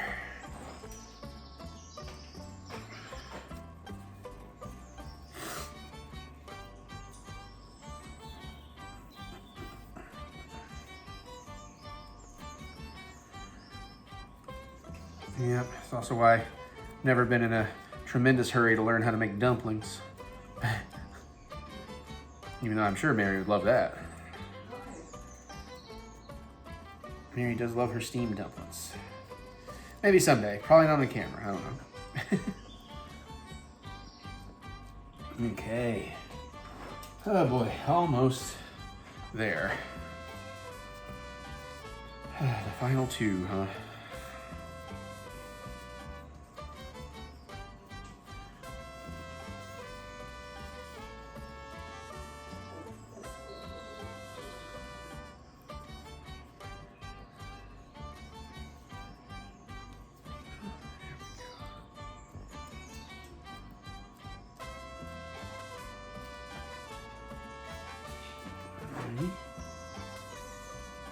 And last but not least,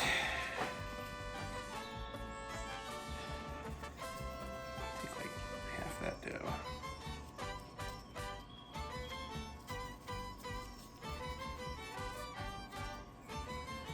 Maybe more.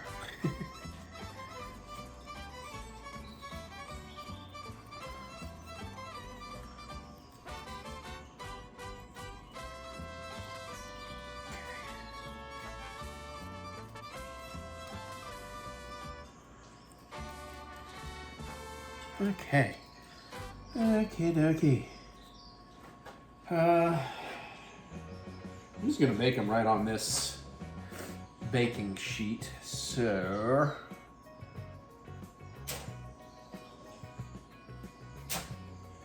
just let me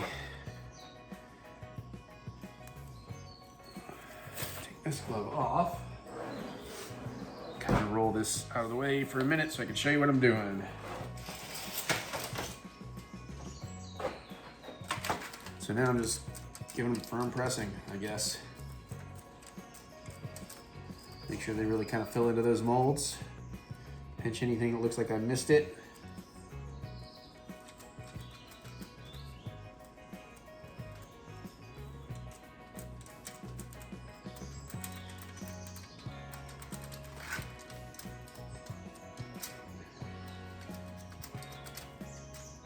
Luckily, I'm not worried about the bottoms being pretty.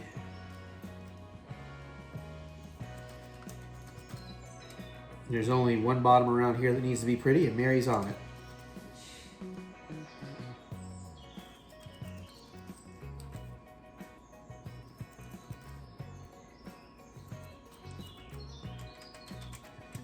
And the real question is, will they come apart from each other when we're done? Okay. And with that done, I'm gonna make sure, I'm not gonna bother putting these in because it's not gonna fit. So those are just going off to the side.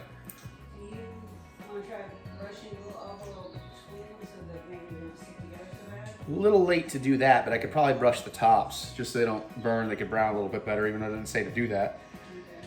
All right, we're gonna place them on the baking baking sheet. Oh, then spray them with cooking spray. So yeah, we should do that anyways.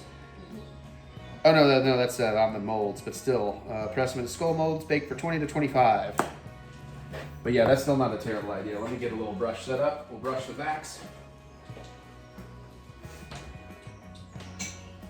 Now this I don't have the tools for.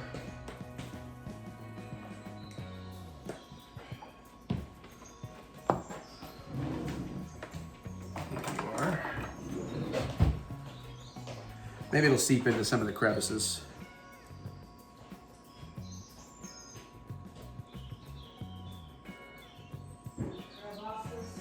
The crevasses.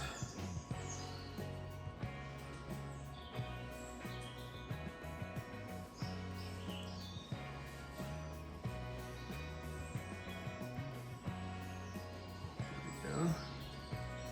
I need a little more oil in my bowl.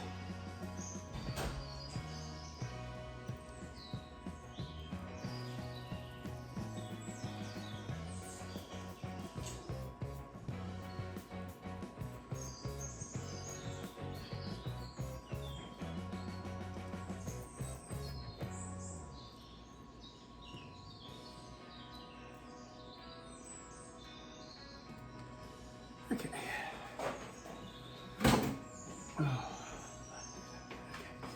Okay. Now we'll just put these in the oven, and we'll hope and pray.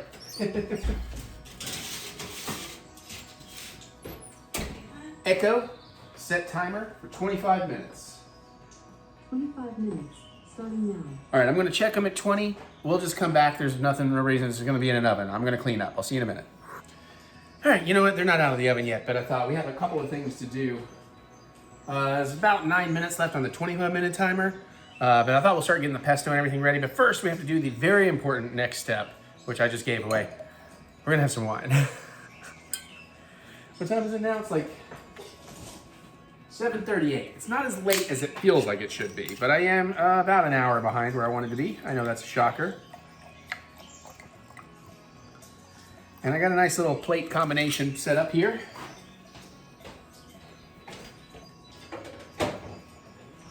Also, it is starting to smell very good in here. But first and foremost, cheers.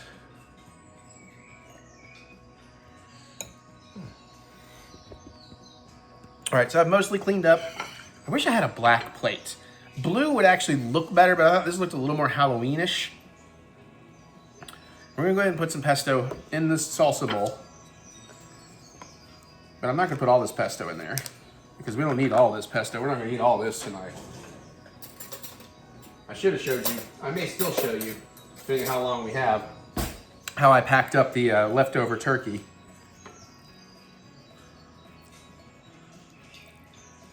That's probably good.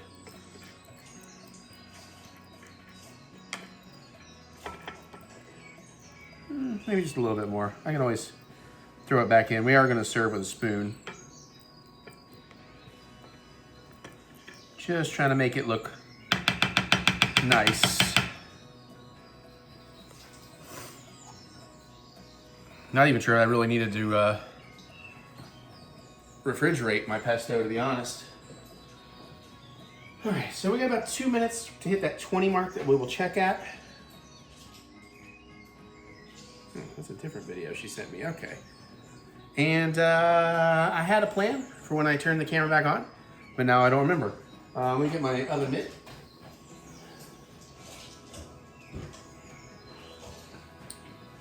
And so I got a minute 46. Okay, so story time.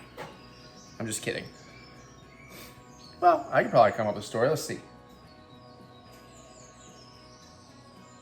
It was a dark and stormy night, and these two young 20-something women, clearly drunk, have left a Halloween party as they are dressed up.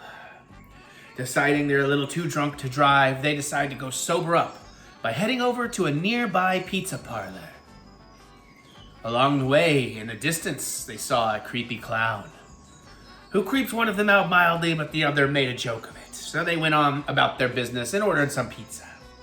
Moments later, this clown, dressed in black and white, enters said pizza parlor, with a trash bag slung over his shoulder. He sits at a booth across from the young ladies. No one else is there except the employees. He smiles at one of them. Not the super blonde party girl. She decides to go over and sit in his lap and take a selfie with him. Later, the clown goes to a gumball machine, gets a toy ring. Then he goes over to the more shy of the two girls and pretends to propose. This clown is silent, like a mime. Silent, unlike their pending doom. Come on, if you know, you know. Even if you don't know the movies, you gotta start figuring out who the hell I'm talking about. You know my fandoms. It was a night much like this one. All right, it's been about 20 minutes. I'm just gonna take a peek, see how they look. Are they nice and golden? They are fluffing up quite a bit, which could be a problem. We're gonna let that go just a few more minutes just to be sure they're not burning. It is going to be really tricky getting them out of the mold, so I'm actually gonna move this off to the side. We're gonna take them out of the molds in a different plate. Unfortunately, to get Mary's coffee pot done in time, I have already started to run the dishes. I would have had room for a couple of plates when we're done, but it's all right. I'm just gonna have to run. Honestly, I wouldn't mind running a secondary load anyways, because that baking mat thing, those are top shelf dishwasher safe, but they do take up about a third of the top shelf. So I didn't use my massive one. It takes the whole top rack. I will say, despite some misgivings and some struggle with the pasta side of things, or the pastry side of things, I did kind of still enjoy myself. So I'm actually kind of still, they kind of made me want to do some baking and stuff, which is good because I think there is some on our agenda. Don't know that we'll get to it, but I would like to finally make my own pizza dough from scratch. And if I'm gonna do that, I'm thinking either I'm gonna create a crazy pizza for y'all, or I might take my hand at making deep dish. I guess homemade pasta might happen. Again, I'm not promising any of these. These are just things I'm thinking. Because now I have to make an up all night hot dog, which I'm starting to actually have a really great idea for. So that may come in at some point. Probably for either their Thanksgiving or their Christmas special, as best as I can get to it. We're definitely, before I'm done, hopefully, well, I shouldn't say definitely, I'm not promising anything, but high priority, high likelihood on my agenda is to finally make the Elvis dog I've been talking about forever. That's gonna be fun. I intend to take my hand at risotto for our Valentine's episode, make Mary a lovely romantic dinner. Because also I've always wanted to learn risotto. Maybe give it like one more minute. We'll go for like 23, roughly right in the middle of the time.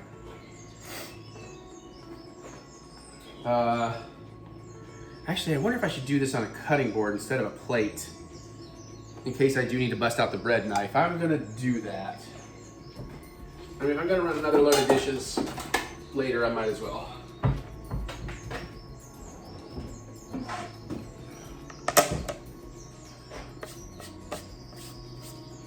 Good enough. Not too worried about my slip mat. I won't be doing anything crazy with it.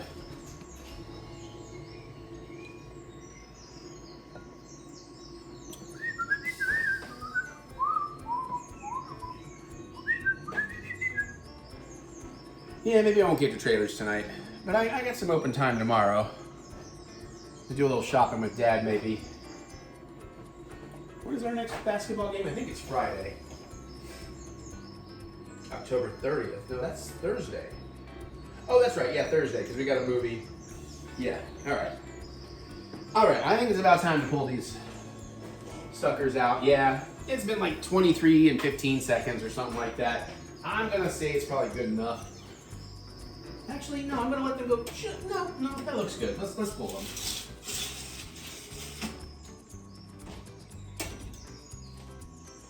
Oh, yeah. Cheese is oozing out of a few of them, but that looks pretty good. Whew.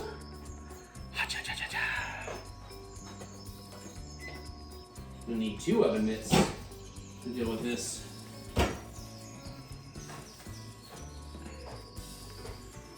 All right, moment of truth. Can we pop these out? Shit, I actually can't do it with, how's that? Oh, that silicone is quite hot. Okay.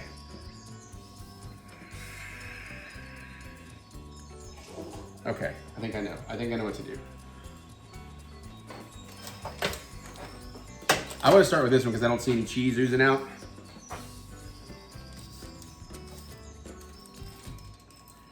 I can just get my hand under it. Just enough. Haha!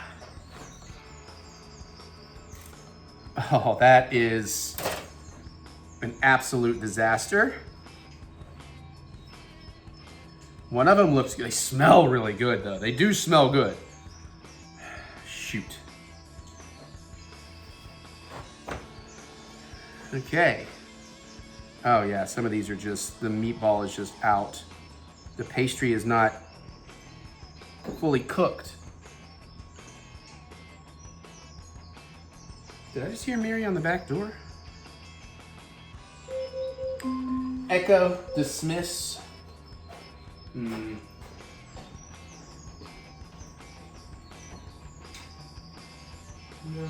okay. Well, shit. They ain't going back in. You know what I did? I over-oiled. That's what it is. We put way too much oil in there. Should have, because it says cooking spray, I should have put it in a spray bottle. Ah, bummer. Well, maybe the other tray will come out looking nicer. I'm sure it's still edible. At least they are coming apart. I mean, this one guy looks almost like something.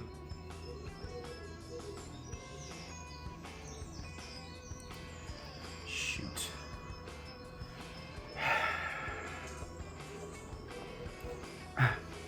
Is that dough? Is that uncooked dough or is it cheese? It's uncooked dough, isn't it?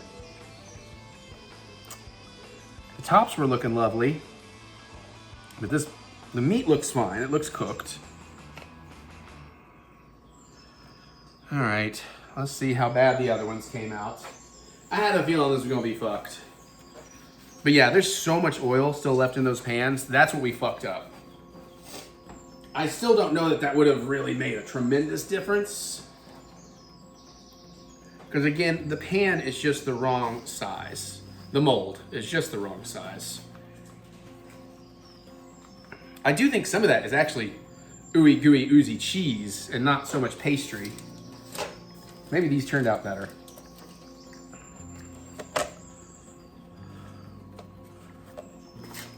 Well, a lot of those did turn out better. Not perfect. We do have one guy that looks kind of accurate.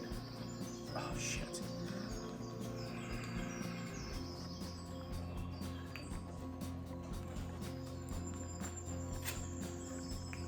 Yeah, all this raw dough that's a problem. I mean, I'll eat it. I mean, I guess I could maybe throw them like back on the pan and back in for a minute. Hey. Try to get the ugly ones underneath. Anything that even remotely looks right, we're gonna try and throw on top and see if we can salvage a pretty picture. All right, so these are some of our best looking ones coming up.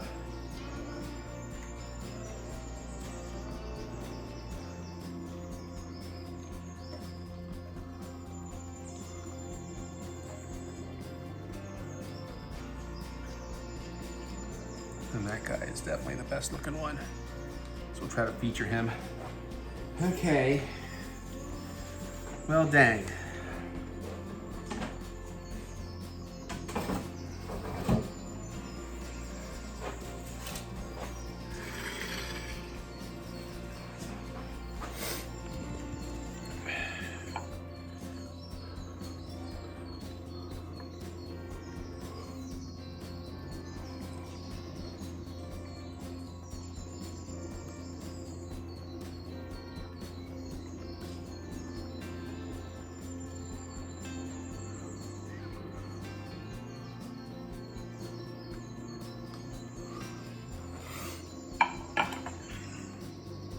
Is what it is. I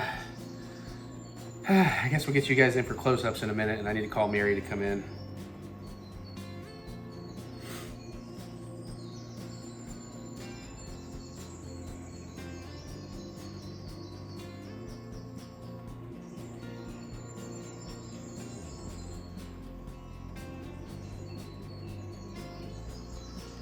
Okay, let's get you some close-ups. Okay, I didn't even let Mary look at it yet because I want to get her reaction on camera. She just walked in. Pesto looks great. That guy looks great. Yeah, the bottoms look really good. All right. Okay, I have not let Mary look at these yet. One of them almost turned out okay. Oh, that's not promising. I'm gonna tell you right now, the problem we way over oiled those things was one problem. Oh. So take a look and let me ask you how you feel about parts of the dough being kind of raw. I put the prettiest ones on top. That doesn't bother me as long as the meat's cooked. Yeah, the meat looks good. The meat looks properly cooked. It ran a full 23 minutes in there. Okay, so as much as you hate it, you have been better served by an aerosol spray on this. No, I should have just put some oil in my spritz bottles. That's what I got those for. So I can do the natural version of that without all the added chemicals. I just didn't do it. But also I forgot to do the thing in time or I probably would have done that. Yeah. Because you can look in the pan and look like how much oil is left in those things. Yeah. Anyways, the real question is how do they taste?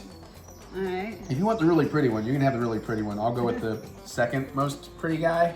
I already got all my footage and stuff. He's kind of oozing cheese up though. Yeah, some of them are oozing cheese. I'm gonna go ahead and throw some pesto on my first bite. I'm gonna try some of mine without pesto, I think. I just want to start with some pesto. All right.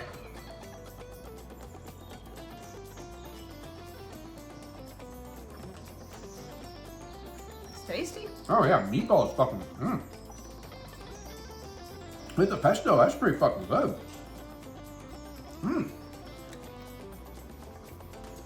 Okay. To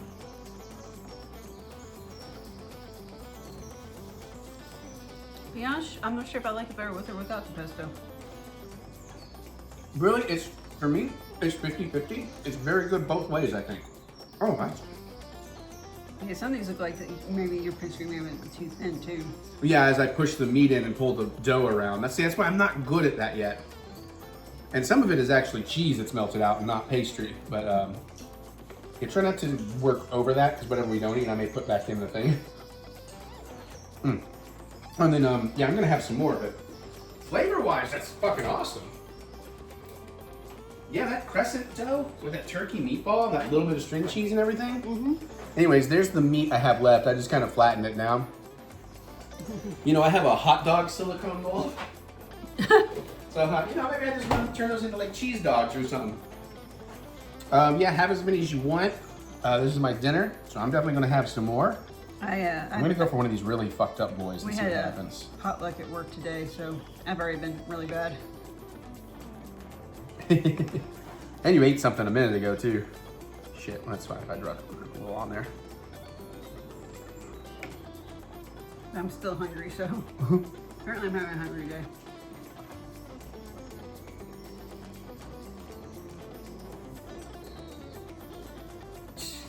Yeah, some of the noise is coming off those videos. Yeah, I really like the flavor of that.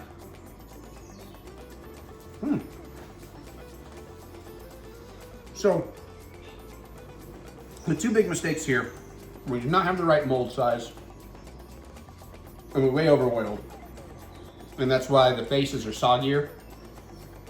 They had too much liquid going on, they were more steaming than baking. So we would fix those two things, and this would actually work. But I think all things considered, we didn't do too bad here. No, I mean, presentation, not great, but flavor-wise, fantastic. Yeah, I would make this again, but better. So, probably need about twice the size. Yeah, easily, 2 or 3 times. But our massive mold was way too big for this. Okay, I'll have one more. Now I'll stop. And what do these remind me of? I guess they got a little bit of a pig in a blanket going on because of the crescent dough. Probably. But nicer flavors. And that pesto is really set together well.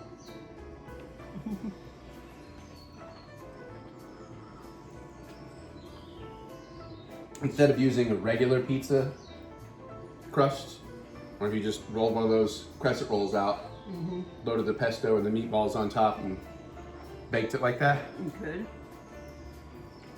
That might be kind of good. That might be very good. That might be what happens since I have another whole crescent roll thing in there.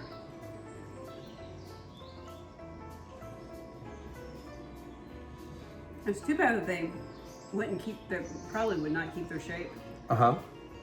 But if you could press the meat in the skull mold to get you the shape and then put them on your pizza. Yeah. Well,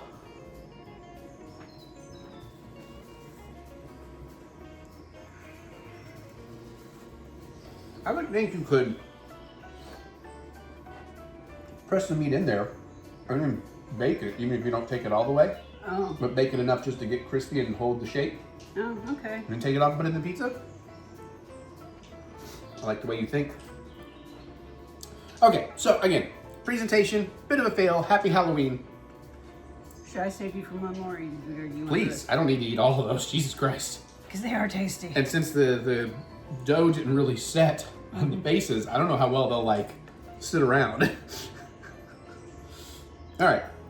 Bye, everybody. Don't get me started on the old Patrick thing. Oh, I better start singing "Oh Lord" before I go there. No. Oh, hey, spooky dookie time. I'm a poop ghost. Woo. Welcome to the Halloween vlog of madness. We're doing a taste test. We have some Halloween themey thingies. Yeah, it keeps bouncing and shaking the camera. But first up, we have a couple Pringles. So we got 2 savory. We got 2 kind of sweet. Okay. So I figure that'll be the more light flavor, Okay. theoretically. One of the Pringles we may have done before. We're not sure. But first up, I'm pretty sure we've never done sharp white cheddar. Why's it gonna be white? I don't know what my hopes for this one are. I'm expecting average. I have low expectations. Yeah. Now I'm not a cheddar fan, typically. But I do love white cheddar. You like white cheddar on its own, or you like it like as I can eat as a topper on I things? can eat white cheddar on its own, and it's very good. I like it as like a sauce, like a cheese dip. Things like that. I taste I've tongued- salt and chips. I've tongued the wrong side. Let's try the inner crevices, because there's not really a lot of indicator.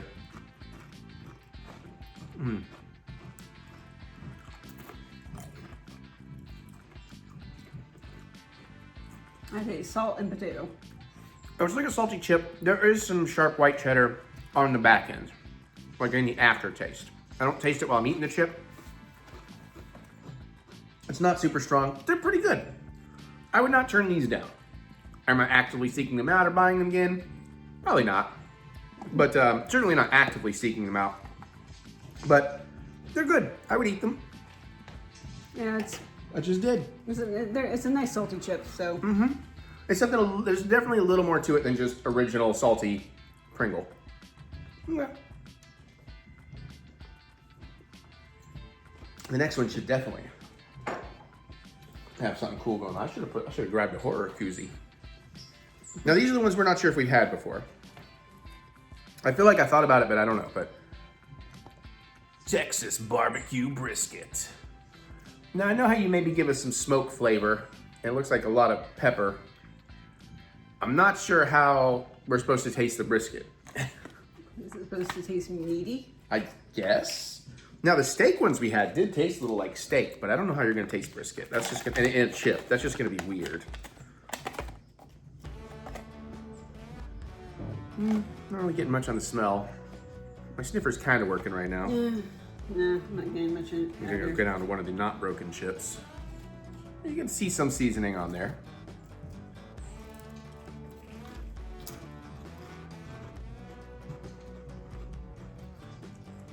Definitely a different flavor. What is that though? It's not giving me smoke or barbecue or pepper or... I don't know, I am getting, it is vaguely meaty. Yeah, vaguely. Naturally flavored. So they just liquefied brisket and...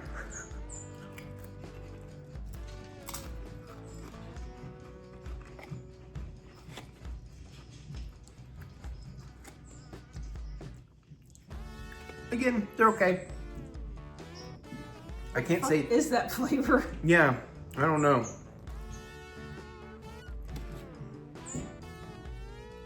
I'm not in love with these. I'll eat them. I don't think I'd care to get them again. I honestly think I like the white cheddar a little bit more. But I wouldn't say either of these are fantastic. You good on these? Mm-hmm. Okay.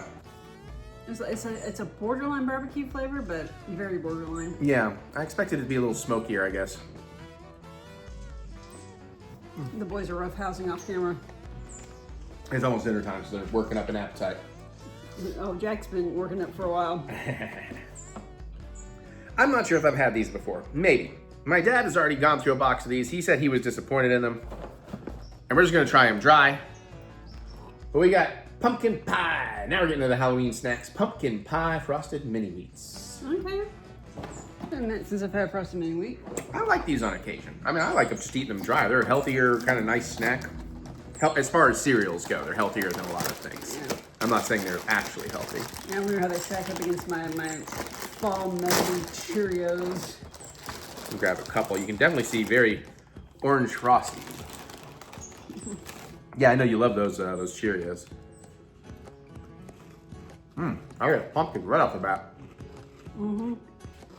My pumpkin spice. Wow, it's from that.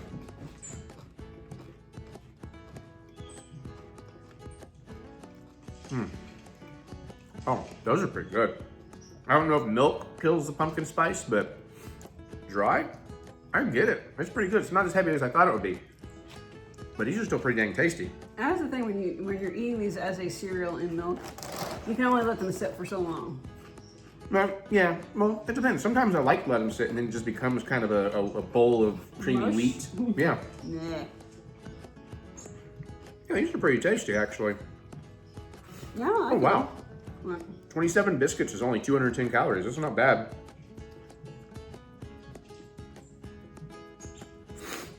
Okay. I'm trying to get word that I can actually see it because of the light What are bouncing. you looking for specifically?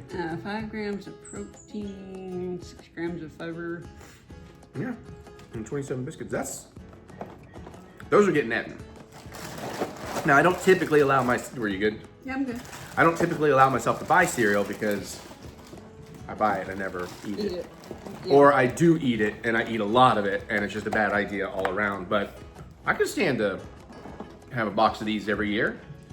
Although if I'm gonna buy one box of cereal at Halloween time, it's gonna be Frankenberry. Honestly. Which then he never eats. Well, honestly, I was thinking about doing something that I want to do this week. This is not for the vlog per se, but since Halloween is Friday, and your folks may come over to join us. They've changed their minds. Oh, well, Sorry. okay. Well, still, I had considered buying a box of Frankenberry and doing the Rice Krispies treat thing, making cereal bars, because I've always wanted to make them out of Frankenberry. I think that would be awesome. Mm. Okay, now we have one thing that I debated about, but I was like, we need stuff, and we're both kind of curious about this one. But we are returning to doing a limited edition, I assume, yes, limited edition Pop-Tart. Pumpkin pie. I'm not gonna love the sprinkles, even though I love the color of it. So we'll bite into one of these cold, we'll toast one up. This is one, actually I have decent hopes for this. It could go either way, You want to go honestly. ahead and throw the toaster? Sure. Yeah, the front one's not broken. Let me show that one real quick. Okay, what was your question? I don't know. I don't like them super toasty. Mostly just want to warm it up. Alright, I'll put it on a 1. I like to maybe like a 2 at least. Well, I mean, I thought you were going to come back. I thought you were going to go over there and do like a 6 or a 7. I was going to be like, I don't know, maybe a 3. And That's true. Okay, that's much thinner. so I'm going to break this up. And shit. All right, how about this? I give you let me show that. I give you a piece that has some crust on the edge. I'm gonna get me, is that okay? And I'll get me a piece that has crust on the edge just for fairness. All right. Smells pumpkin-y. I'm just kind of whiff. It's kind of bland, to be honest. Yeah. I feel like this is one that's definitely going to be better hot. I think you're gonna be right. It's not bad, at least on that first bite. There's definitely the pumpkin pie flavor. Got a good sweetness. It's not overly sweet. Although I feel like the crust kind of overwhelms the... Well, yeah, I kind of gave you a corner piece, so I shouldn't have done that. Like, here's a whole crustless piece. Well, there's a little bit of crust on the bottom, but... Or edge crust we're talking about. I'm gonna save some calories for the other one, because these are not light. It's 370 calories for 2 of them. Which is why we don't fuck with Pop-Tarts that much. Hey! You got it? Okay. Yeah. Even without much of the crust, I'm not getting a whole lot of flavor. It's not as pumpkin pie heavy as I thought, but I was getting it. And I like it. I can eat them cold. I would not buy them, even if I didn't care about calories. So far I would not buy these again. There's other things I could enjoy more. But I think she's gonna be right. I think it's gonna be vastly superior warmed up. I'm gonna do this. All right. The same way, kind of break it like that and then break it like that. Does that work? Oh yeah, 1 or 2, whatever you did is perfect.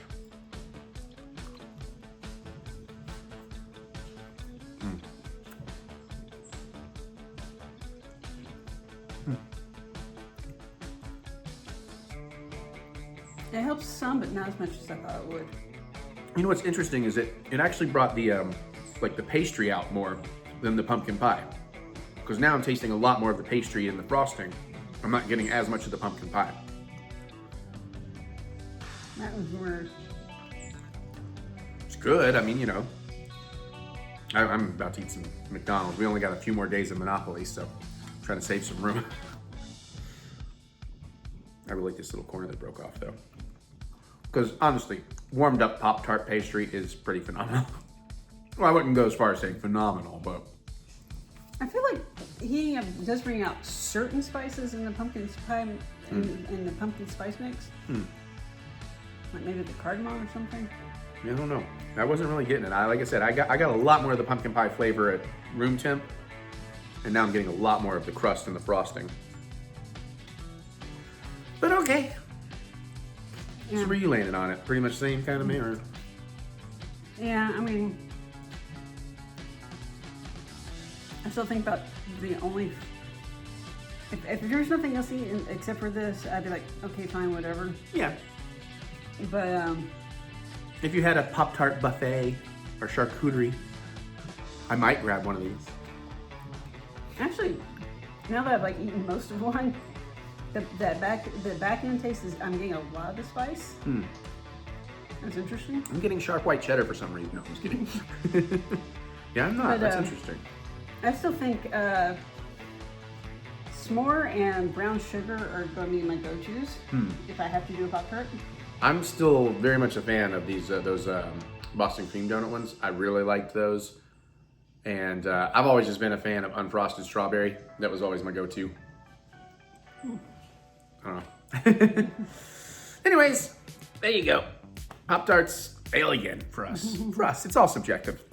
All right. So at least we have one thing that we're like, oh, this is actually pretty good. Yeah, really like the frosted mini. And I really did like those sharp white cheddar Pringles. The more I think about them, I did. I like them a lot. Again, still wouldn't actively seek them out, but if I come across them, I might get one.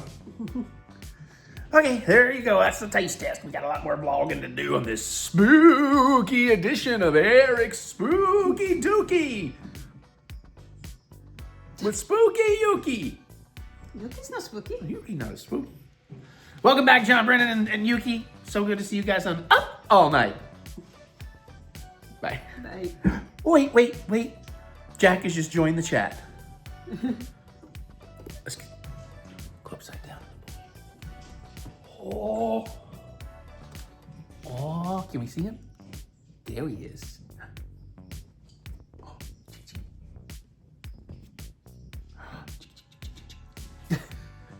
Yes.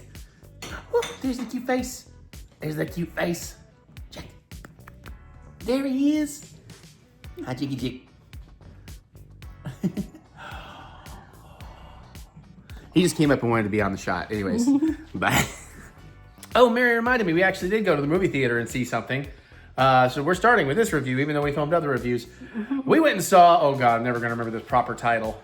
Chainsaw Man, the movie. Something arc. The Reze arc. The Reze arc. Is that right? The movie Reze arc. Okay, yeah. It was pretty awesome. We love Chainsaw Man. I forgot to do a recap. We saw the subtitled version. It was also in 3D. Yes, which we'll talk about. But spectacular. Yeah, for the most part, yeah. But Mary wants to show off a little keepsake we got. These are trading cards. This is all perforated. Yeah. Apparently they're kind of in demand. Or very popular or something. So that's neat. So we got that for being opening night. Yeah. I think some places are doing it in IMAX, but it was like dubbed. So it's like, we gotta see the sub. That's what we're used to. Mm-hmm. Gorgeous. Yeah. 3D. That's why we got 2 of them. You want to set it down? And then set it down. Yeah. I was trying to be very careful with it. And No, I understand. perforated. Right. So Mary, because I was gonna go on about the 3D, but I know what you want to tell them because it's not very spoilery. So I didn't want to take your bit away. So if you want to tell them about how cool that opening. So the opening scene, it's black and white. It looks just like the manga, but the 3D just gives it such a depth of field. Yeah. That It's really neat. Yeah. Like the 3D, when it gets to like full animation, looks really good a lot of the times. It is a post conversion, but it looks really good. But it was really striking in that opening, sort of line art manga style opening. Well, I feel like they took in other scenes as well. It was like it just already lent itself to a certain amount of layering. Yeah. It's going like, okay, this object's on this layer. This is Yeah, and again, being animated, it was easier to break out. You have all those crisp, clean lines and stuff to work with. Yeah. The boys are getting antsy. They're wrestling around over there.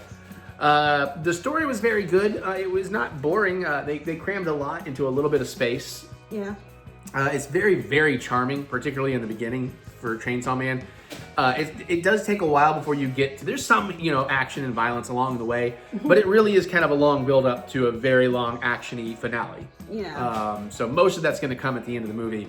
And I don't want to spoil it, but there's I guess I can say temporarily he has a sidekick. And I love this character. And it leads to one of the coolest visuals I've ever got to experience in 3D on a big screen in a long time near the end.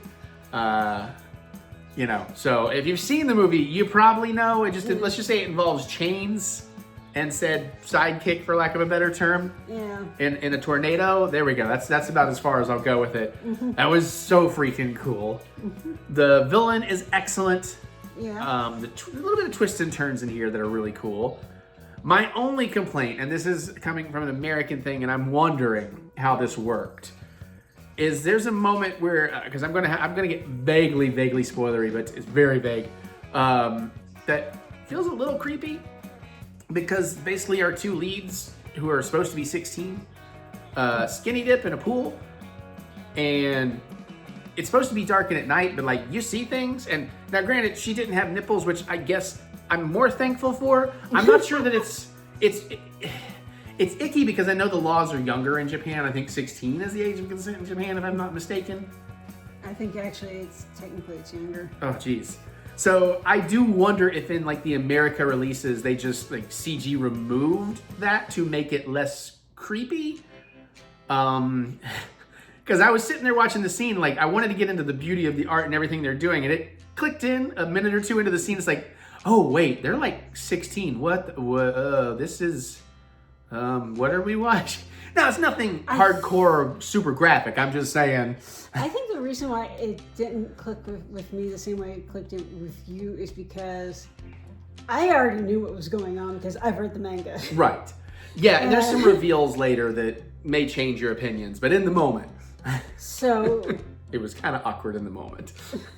So yeah, I don't think I really thought anything about it because I knew what I knew. Well, and also in Japan, like they're a lot less prudish about. Actually, they're not even. I wouldn't even say Japan's less prudish. They just have very different rules and weirdnesses. Because like in America, we're kind of prudish about like naked women, and of course Wang Doodle. But in Japan, it's interesting that naked breasts are not a problem. Nudity in general is not a problem. But you can't show genitals touching. That's when they start blurring shit out. Which makes some porns weirder. But yeah, so other than that little issue, but again, by the end of things, I can justify. It's like, okay, because again, I'm dancing around some spoilers here, so I don't want to reveal anything. But yeah, there is a little bit of a moment where it felt a little awkward. Well, I'm not supposed to be feeling awkward about it. But then shortly after that, we get into some really good stuff, and the movie really takes off after that pool scene. Yeah. And then it's just like nonstop from there. Dingy, as always, is awesome. There's just some cool stuff. Yeah. I don't know. You probably could say more about this than I can, but then you'll probably spoil things. Yeah, that's the problem. I've been reading Chainsaw Man, so I am caught up. We're all basically on they in the manga they get to a point where they could have stopped the manga right there, but they basically end up. I think they took a break and then went and started a whole another second story. Same characters, right? For the most part.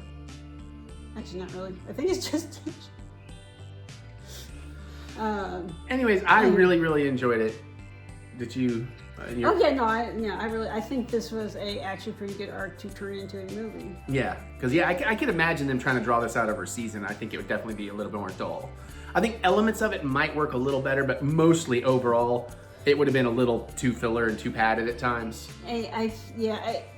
Because it's such a slow burn at the beginning. That would be really hard. That would have been rough on a weekly TV series. Mm-hmm. Because you want like that little pop of action per episode, but... Right, it'd be very difficult to do it early. Yeah. But yeah, I agree. I had a great time with this. If you're a fan of Chainsaw Man, you're going to be a fan of the movie. It's a really good sort of season 1.5. Have there been one season or two seasons of the anime? I think this is the second season. Oh, so then season 2.5. Well, no, I mean, there's been a season. So then this would be season 1.5. This movie would be then. So yeah, check it out. And if you're curious and you have no idea what the hell Chainsaw Man's all about, we haven't watched it. I haven't watched it.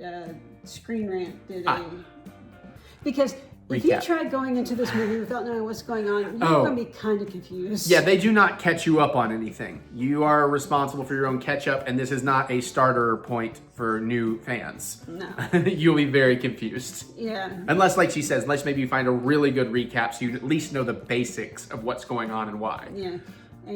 Because it does help to understand how this universe works. Yeah, because I was going to say, I wouldn't say this movie really expands on what has come before, per se. Yeah. But a lot of what came before is stuff you need to understand to know how this is even working in this movie. Yeah.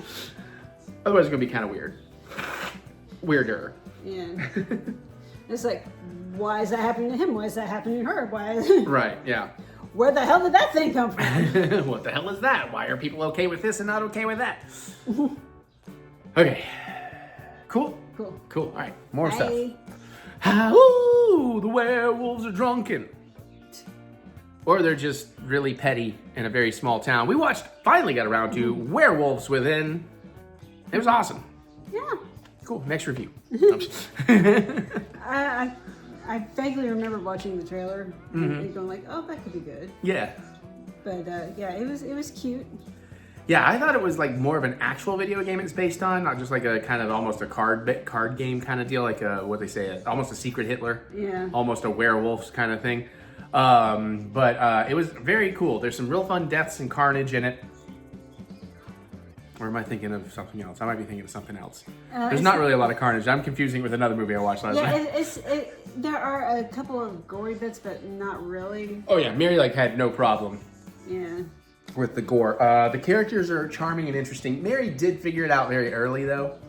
Yeah. Even though there's a thing in the middle later that kind of is trying to throw you off the trail.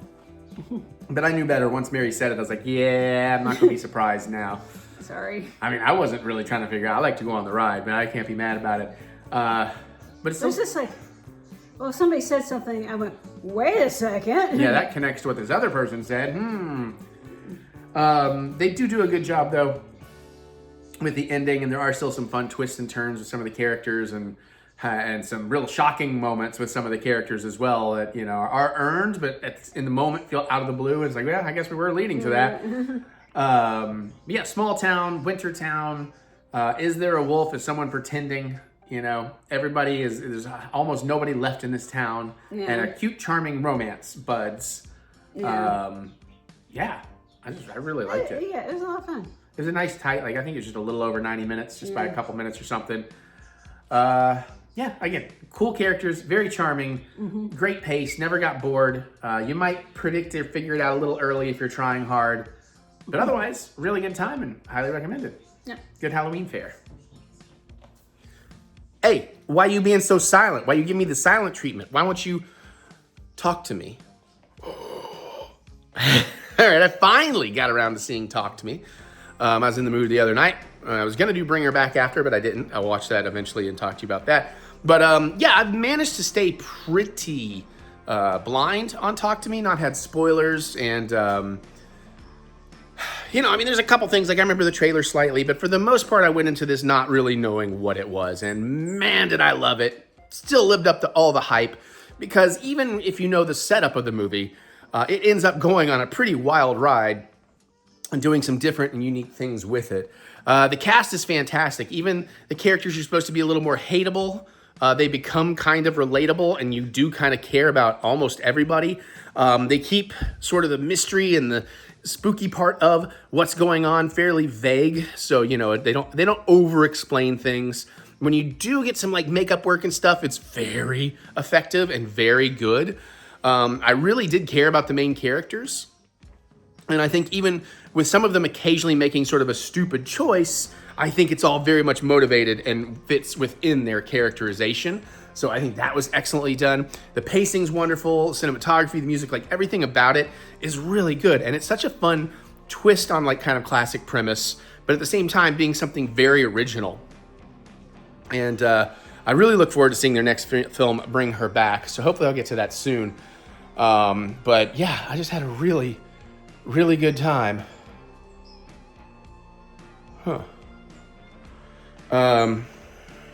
Sorry, Mary's asking me something about our heater. We've been having heater issues. They came out and fixed it so it would actually put out air, but now she's asking if it's actually hot, which is a good question because I don't remember it being...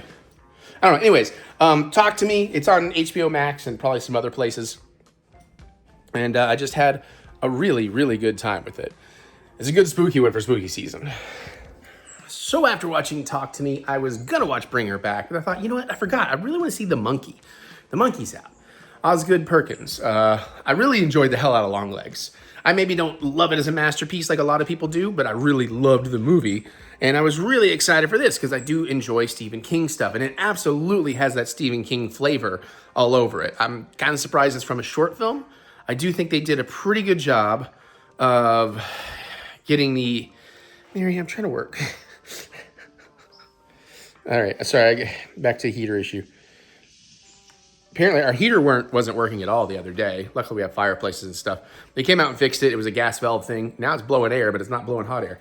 Anyways, so the monkey, I will say, I really enjoyed it. I didn't love it. It did left me, like, the sort of corny, campy side of it was maybe a little much for me, or it wasn't enough. So it didn't completely land for me, but there was a lot of fun to be had in it. You know, I liked our lead character. A lot of the deaths and murder and mayhem you see, I think is really fun. The monkey thing itself is quite creepy.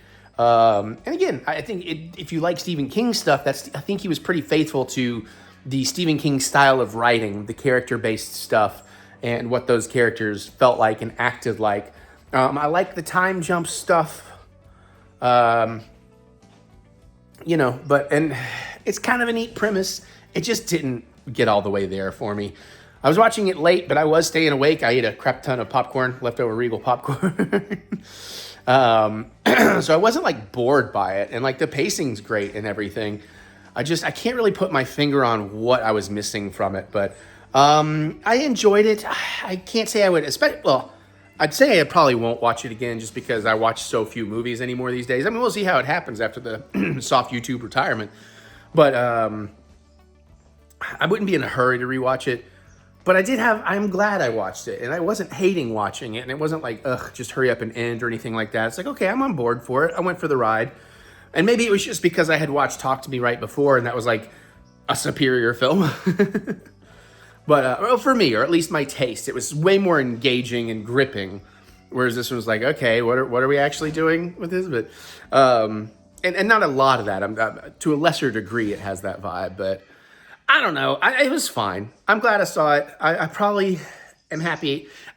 I'm not regretful I missed it in theaters now. There you go. But definitely worth, like, if you got it on streaming, I think it was also on HBO Max, or was it Prime? I don't know where I caught it, but I think it was Prime. But it's worth checking out if you were interested and you like Stephen King style things. Unboxing time. Yes, we're unboxing AARN, who we've already unboxed. Unboxing over.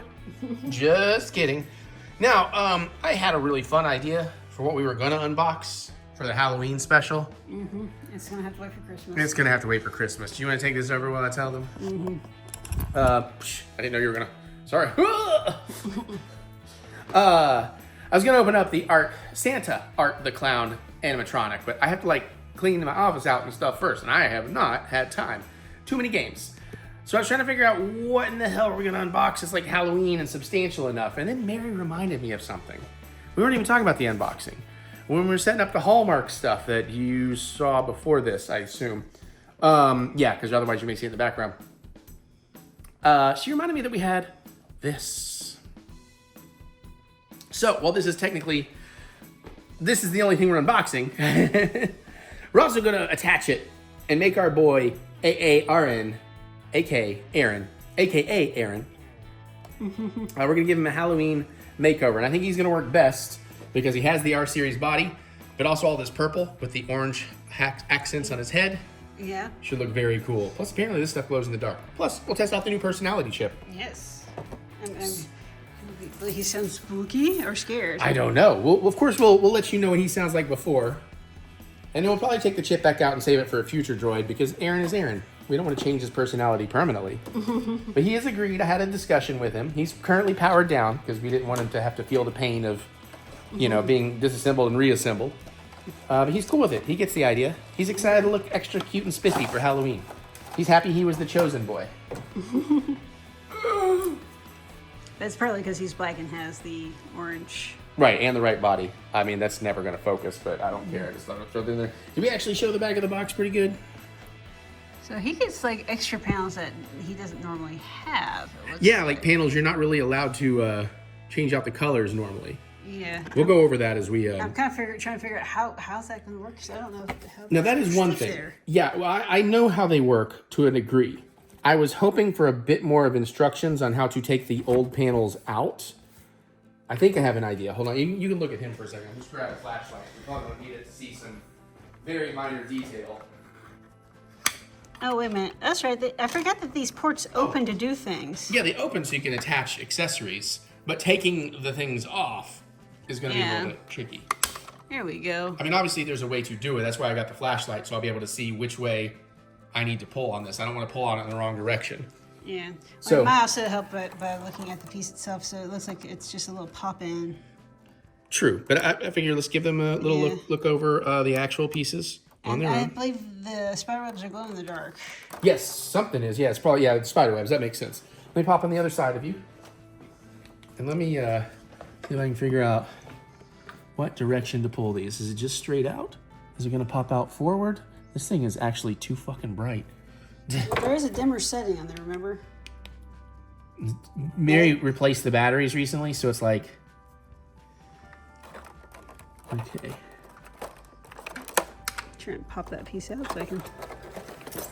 Well, hold on. Let me do it since you hold... I don't know. So it's actually not that big of a snap, so I probably just need to kind of bend it slightly. Please don't break. Please don't break. Oh, God, that was super easy. Barely an inconvenience. All right, so we'll just snap that boy right on back in. Boom. Got him. All right, that was easy. Okay, all right. Let's go ahead and do that other one while we got that figured out. This one is sticking on the bottom a little there. I got it, though. Okay.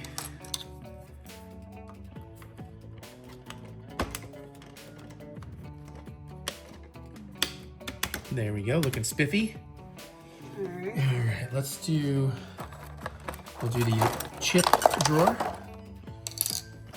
That's where the personality chip goes. As you can see, he's already got a purple one in there. That's it. But we're not gonna change the chip yet.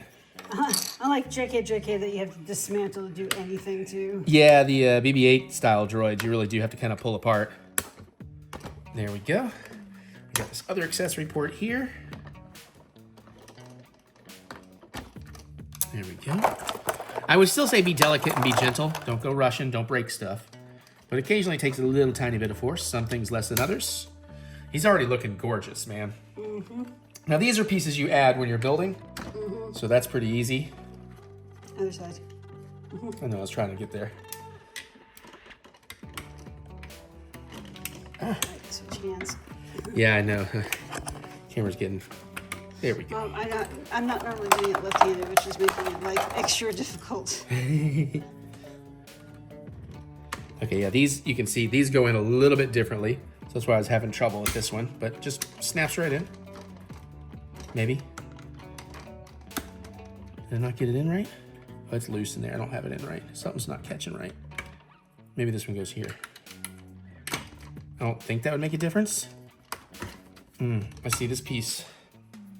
There's a little bit of a We need to file it down. catch on it. Yeah, we might need to file it down. Maybe. Let me see if the other one goes in. Or if I'm just doing it. There we go. Maybe I just need to push it in more.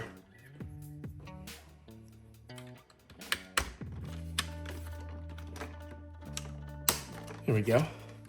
We got him. Okay, now for the side panels. I was trying to figure out what those pieces were supposed to be. It's been a while since I've built one of these. Yeah, not me. I built too many. So you just push that in. I actually do not have one scheduled for Life Day. But it's not like you have to schedule them these days. And I'm waiting to see if they add new pieces. If they haven't added new pieces, I don't know if I'm going to get a new guy for Life Day this year. Yeah. There's still Now, like a if combination. They have if they made like a Christmas accessory panel plate, you probably would get that. Oh, yeah, absolutely. I wonder how well these sold. I don't know. They had tons of them when we went early, when they were on the shelf. I imagine. That was early in the season, though. Like, yeah, it was like, I think about a week after they came out. So there we go. There is our new boy. Here, let's get the light so we can give him a bit wider.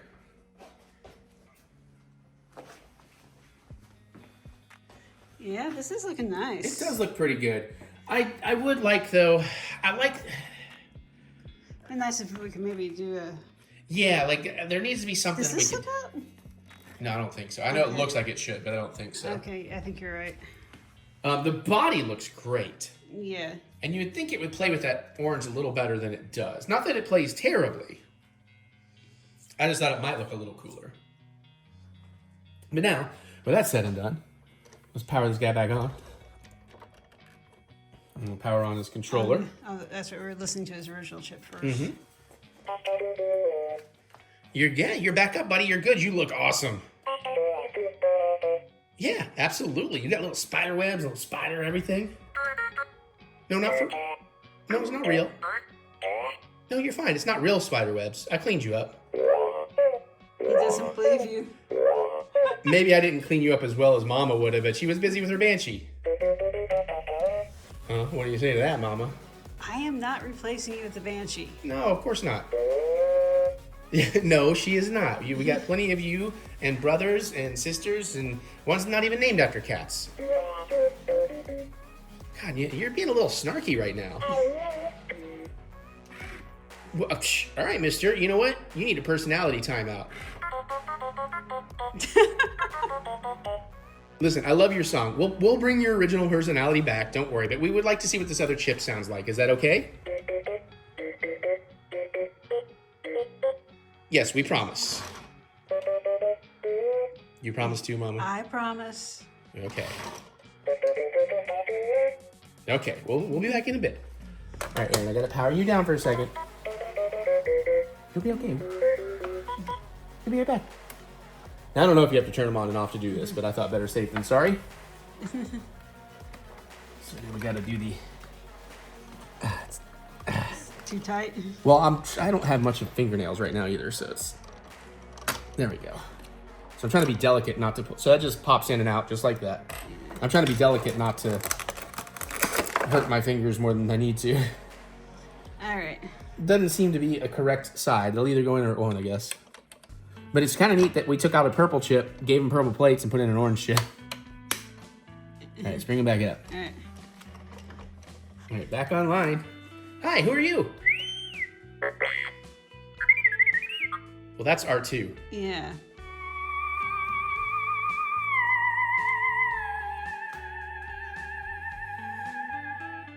Okay, all right, yeah, he's got a theremin. You can. I was just trying to get in the game, Mary. Okay. Remember how to be an reactive camera op. I figured you, because my face when it went like that, I was like, oh. Okay. Let's see what else he does. Back to R2. Yeah.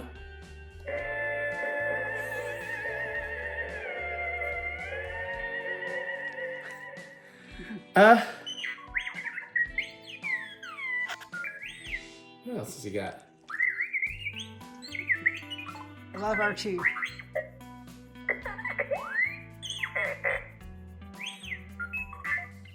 A lot of R2. Yeah.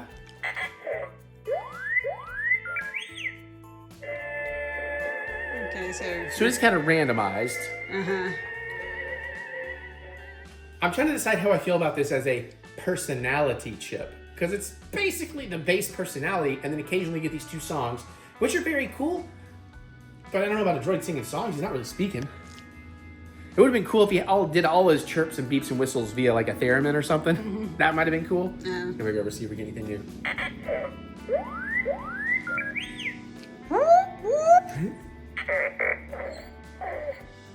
Oh, that little...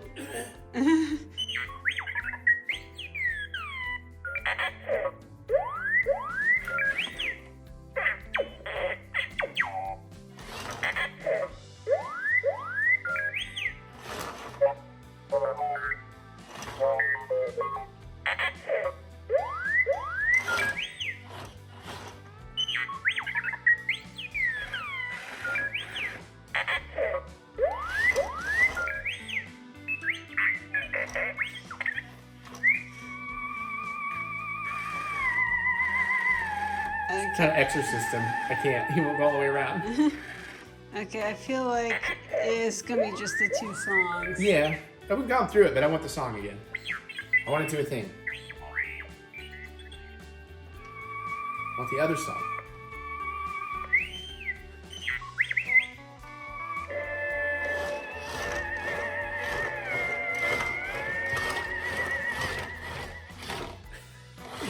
Was he dancing?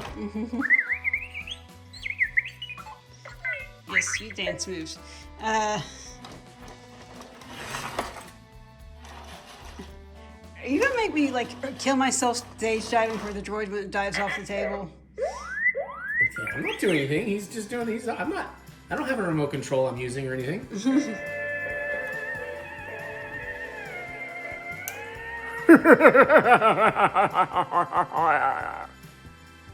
Let me show you something. All right, that's pretty cool. That's pretty cool.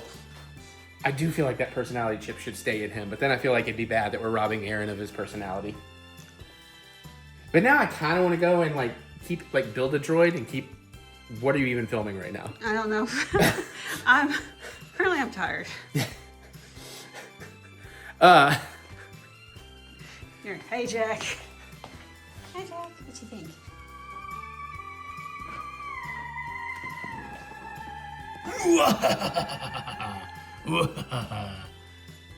It doesn't quite work when I can't get up under his chin.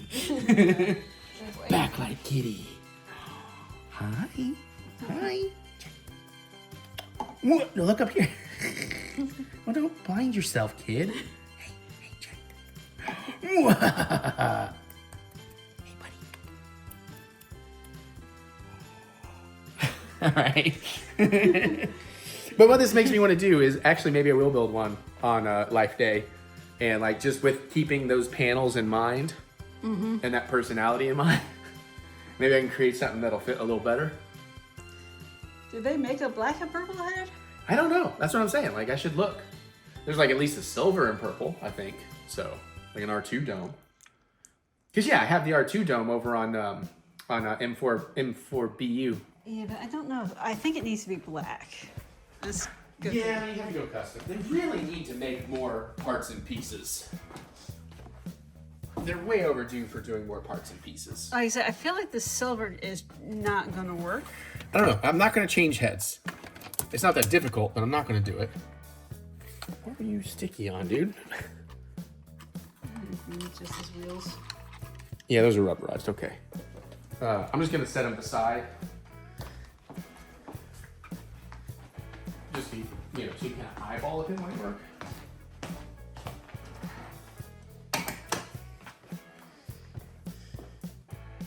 I think it would work better. Not as good as we want. Yeah.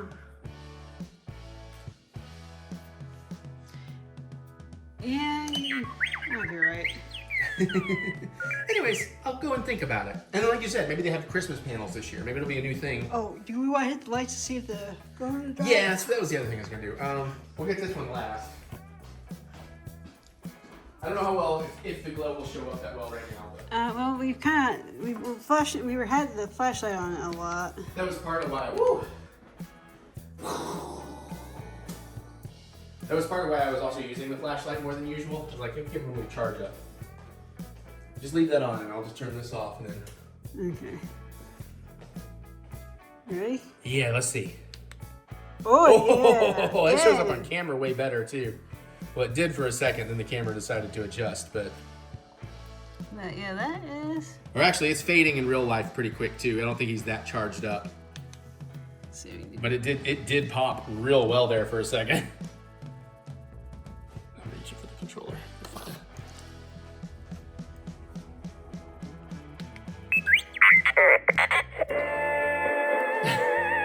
Oh yeah, it just loses its glow. It does not hold much of a charge, or at least it just needs to be charged longer. Yeah. That's a fairly thin layer of paint. It probably can only hold so much. Yeah. But still, when it glows, it freaking glows. And you can see it better. The faintness, when it gets fainter, you can still see it better in person than you can on the camera. True. Striking. Or am I striking? Yeah, striking. Okay, striking. But there you have it. There's the R Series accessory panels for the Halloween edition with the personality chip. Huh. I guess they have it with the, that's silver and black on there. Well, yeah. Oh, yeah, you could do it with a silver and black, or even just a black and silver. I don't like that head as much, though. The R5 head? Yeah. This is interesting, because that's not the color of our chip, personality chip. But then it also says colors may vary. So that's interesting. I assume all the chips they got to be the same personality.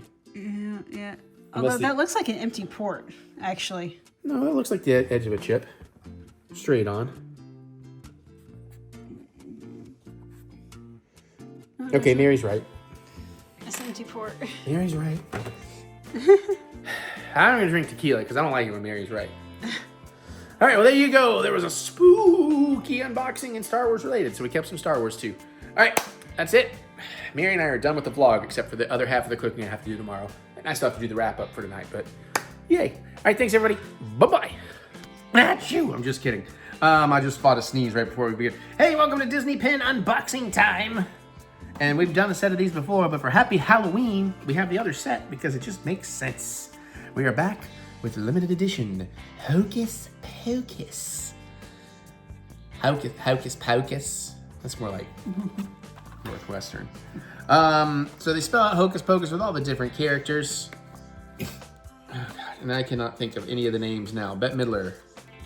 I should know it. I know, like I know it. I know. Mary is the brunette. Yeah, I was gonna say I knew Mary. Sarah is the blonde. What is Bette Midler's character's name? We know this. Binks is the cat. Yeah.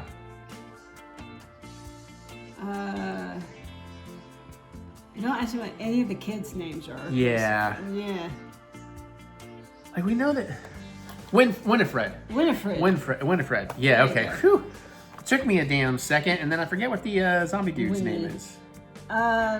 Billy. Yeah, Billy Masterson. No, like Billy Bones or something like that. Yeah, I don't even think he's on here unless he's like pre-zombified. Well, who the hell are all these other characters? Okay, so the C in Pocus, I think that's Binks before when he was still human. Oh yeah, we got stuff like that I too. want to say like Jonathan or some bullshit like that. That sounds about right. And then the little girl at the bottom, I think is his little sister that got kidnapped. Yeah. Anyways, we'll open them and see what we got. We have. Oh, Mary has the pack that has the markings. We have 4 already. We've got Sarah and Mary and the older of the girls. The daughters. Yeah, and daughters. And Binks is human. So. Okay. You wanna? I popped the tape just so you, since I don't have. I am spaced. We've had a day of lots of mini projects. I've clipped or lost my little. I haven't lost my little pocket knife, but I have misplaced it in my room after last night, so a little bit trickier right now. But I got skizzers. All right. Let's see, and we got Binks. Binks. That's an adorable one to get, and we definitely did not have, so that's a good start. Yep. Oh, yeah, there's 2 little girls on here. Okay. Yeah, there's that. These you can kind of feel because you can kind of make out the letters. Yeah, but there's also repeat letters, so. Yeah, but then. So. Honestly, I don't know what this one is. Even though I can kind of feel the letter. All right, fine. All right. Fine, I won't guess. I got. Oh, no wonder I couldn't figure this one out. It's just the birdies. We got the final U. It's like the bullies or whatever. I guess. Oh yeah, totally is. Okay. It just, it honestly, it just didn't look enough like them for me to realize until you pointed it out. And I was like, oh, now I totally see it. Yeah, he's got the flannel tied around his waist and all that stuff. And his buddy is cold as ice. I'm very afraid I may have just gotten the exact same pen in here. Oh no. I think I got an O. I did. Oh no. Well, I definitely do not have an S, so we do not have the Binks. At least this one will not be a duplicate.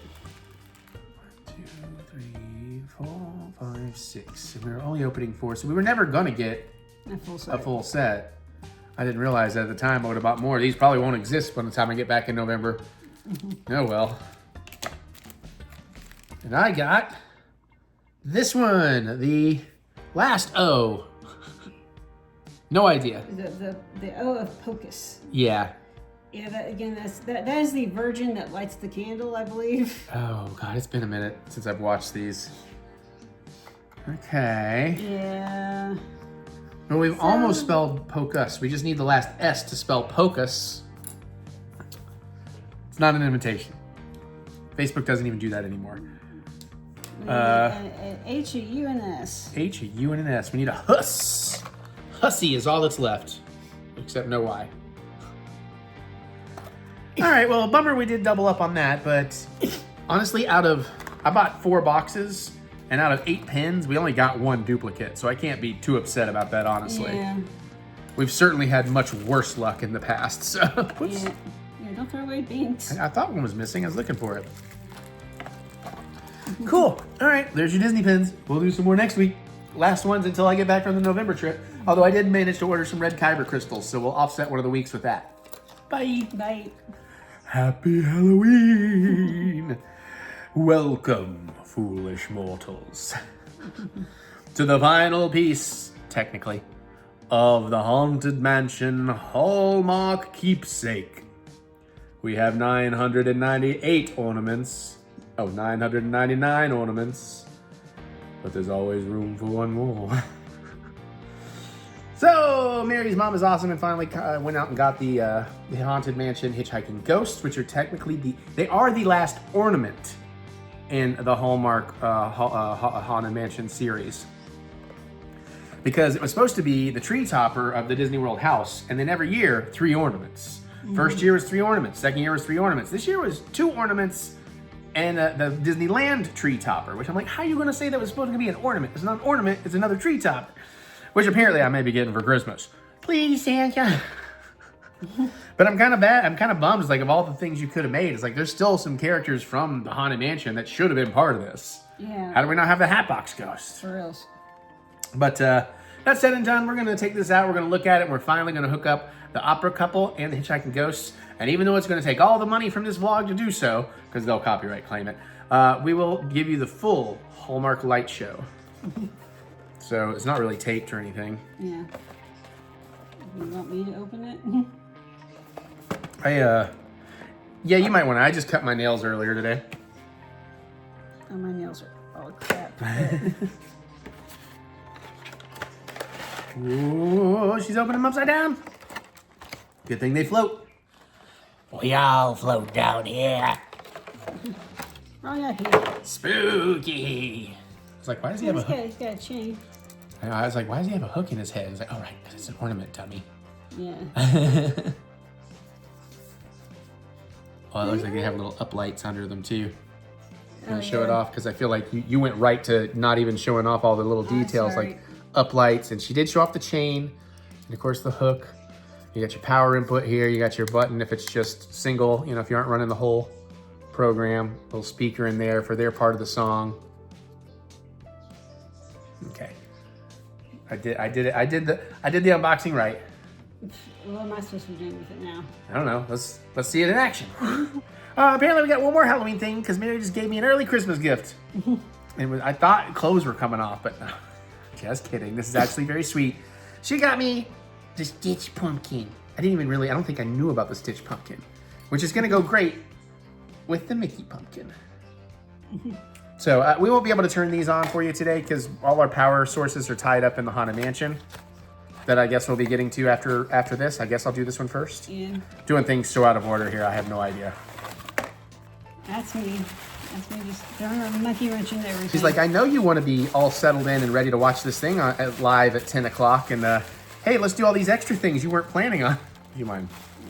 Hold on, doing that. Okay, that is really cool. Unfortunately, well, he does, this one, unlike Mickey, does have a flat bottom. He will stand up. This Mickey will not stand up. You won't stand up at all? No. But these are really, really cute. They're gonna look great together. Like, I mean, yeah, no. Okay. But Stitch does stand very firm. And they even gave him a pumpkin butthole. He likes to eat a lot. Wonder what? Very adorable. Sorry, we just don't have the power to hook everything up and show you everything. But I since she hooked me up with that, I thought we should throw that in the Halloween episode. But thank you very much. You're welcome. You're adorable. She knows me very well. Stitch over here. Popcorn Stitch likes it. Okay. Bye. It's so spooky. It's all dark in here. But that's because, oh God, I hope I don't hit the cable turning this on. Boom. Oh. Uh-oh. Nope, something ain't right. Oh, nope, they're just late to the party. Woohoo! There is, oh man. What sucks is the camera does not show you that the lights are different colors on them. You can see different colors on the white wood as the colors change. Yeah, they're blowing out the... Yeah, I'm not on a pro mode. If you back up, would that help at all? Tiny bit. Not really. We may come back to those. We'll see if we can do a pro mode, but what we're really here for...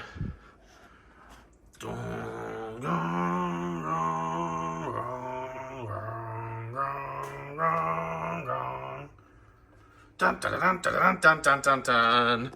Okay, moment of truth. Once I find the remote. There's the remote. I have to hit the remote once so it'll turn it on. Fine. Whoop, never mind. Here we go. When hinges creak in doorless chambers, and strange and frightening sounds echo through the halls, whenever candlelights flicker, where the air is deathly still, that is the time when ghosts are present, practicing their terror with ghoulish delight. Welcome, foolish mortals, to the haunted mansion. There are several prominent ghosts who have retired here from creepy old crypts all over the world.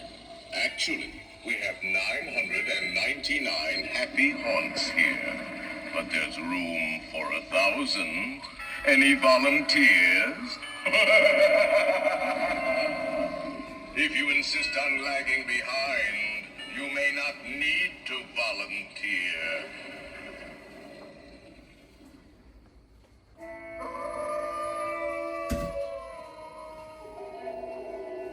We find it delightfully unlivable here in this ghostly retreat.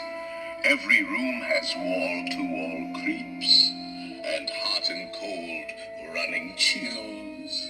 Shh. Listen.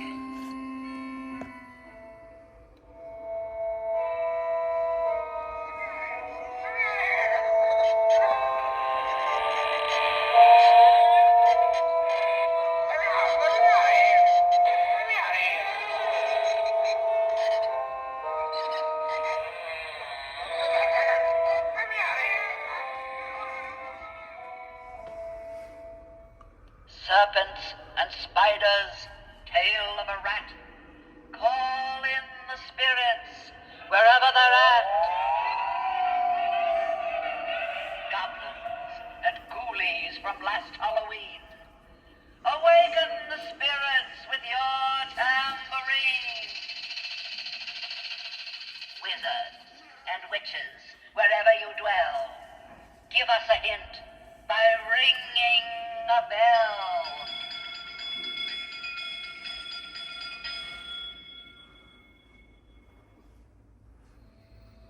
The happy haunts have received your sympathetic vibrations and are beginning to materialize.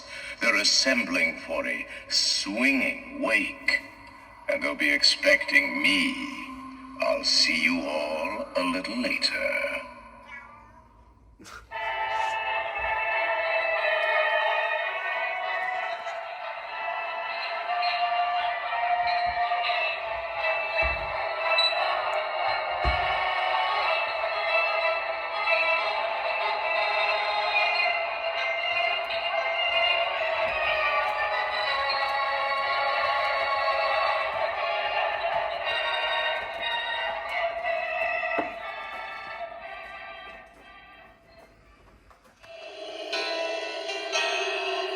Here comes the vine. As long as we shall live.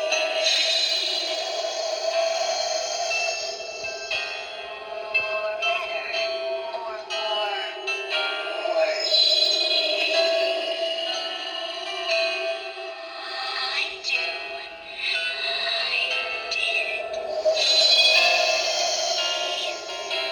And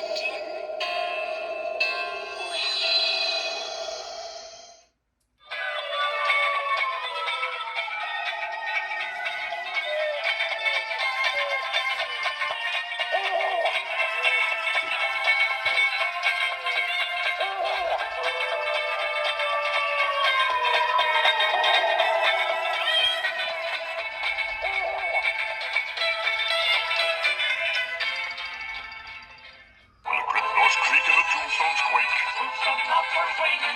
Happy haunts materialize. And begin to mobilize. When pretty ghosts brought you socialize. Now don't close your eyes and don't try to hide. For a silly spook, take it by your side. Shrouded in a darkish hide. They pretend to terrorize. When pretty ghosts brought you socialize.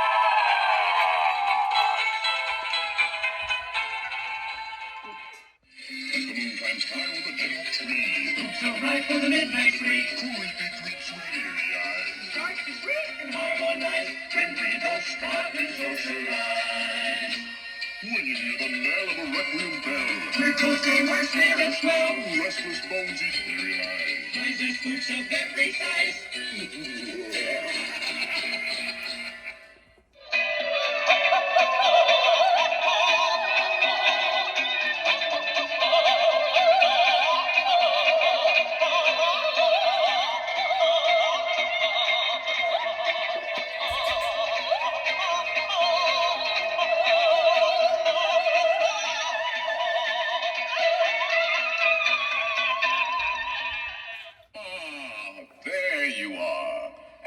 just in time. There's a little matter I forgot to mention. Beware of hitchhiking ghosts. If you would like to join our jamboree, there's a simple rule that's compulsory. Mortals pay a token fee. Rest in peace, the haunting's free. So hurry back, we would like your company. Hurry back, hurry back. Be sure to bring your death certificate if you decide to join us. Make final arrangements now. We've been dying to have you.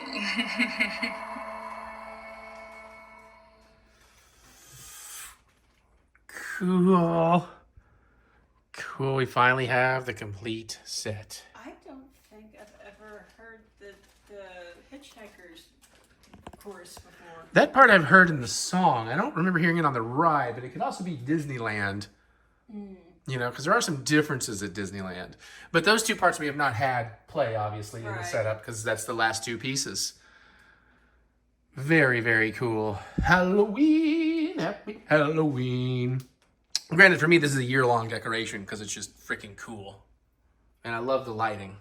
Aaron, I'm sorry, was that too spooky for you, buddy? He Can't was see doing the him. thing of like, are you on the phone? Hey, pay attention to me. Oh.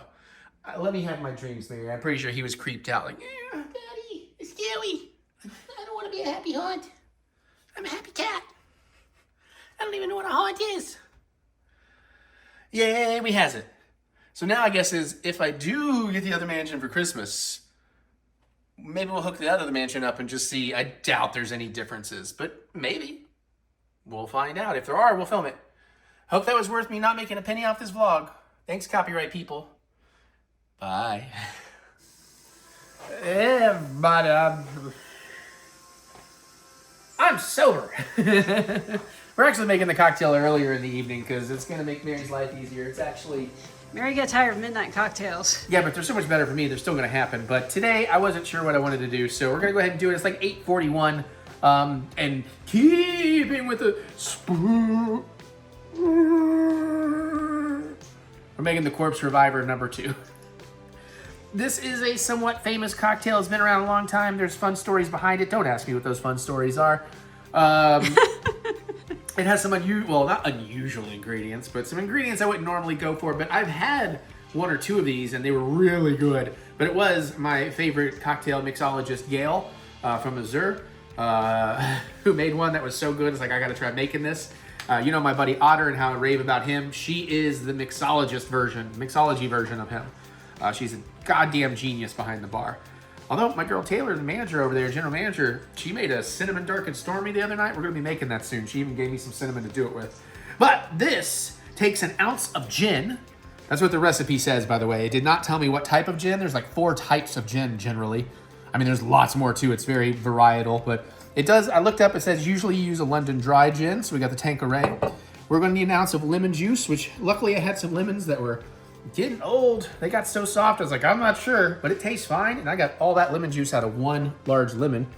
We're going to use an ounce of Cointreau, or you can use a Grand Marnier. You need an ounce of a dry vermouth. I do love my dry vermouth, so I got the Martini and Rossi extra dry. I like drinking it in my martinis. And I'm not a huge fan of this, but we're going to get all fucked up on absinthe up in this bitch. I don't know.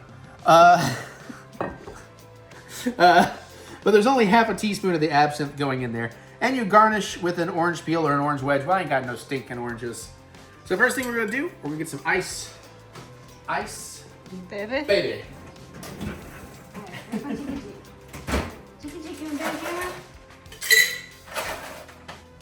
He's still on it, probably. Now I said 2 handfuls of ice. I did 2 light handfuls of ice. Oh, sorry, I was trying to help and then I'm just failing. All right, let's go ahead and get our ounce of gin.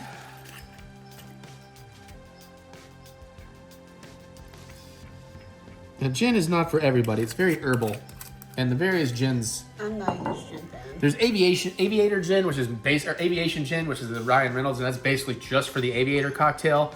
There's London dry gin, and I don't remember the other gins. There's gin. There's gin and the holograms. We need an ounce of lemon juice. I'm gonna go ahead and mix that in here.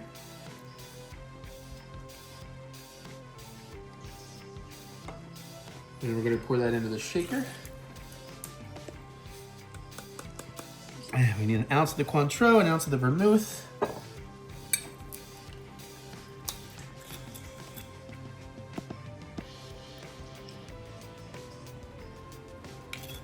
Got it. Ounce of the vermouth.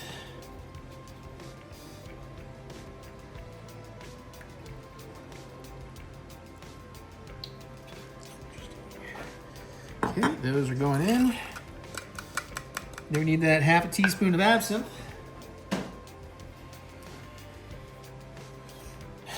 This is a terrible joke, but I can't not make it. Please take no offense, but just like some of your fathers out there, it's absinthe. Oh, I feel bad about that one. I'm sorry. I hope I don't get karma and overpour here, because I don't want absinthe. Okay. Well, I didn't quite get the full thing. I saw a little extra drip in there, but... Oh, you got a lot of extra drip in there. Okay, well then you couldn't see. We'll take it pretty easy. I believe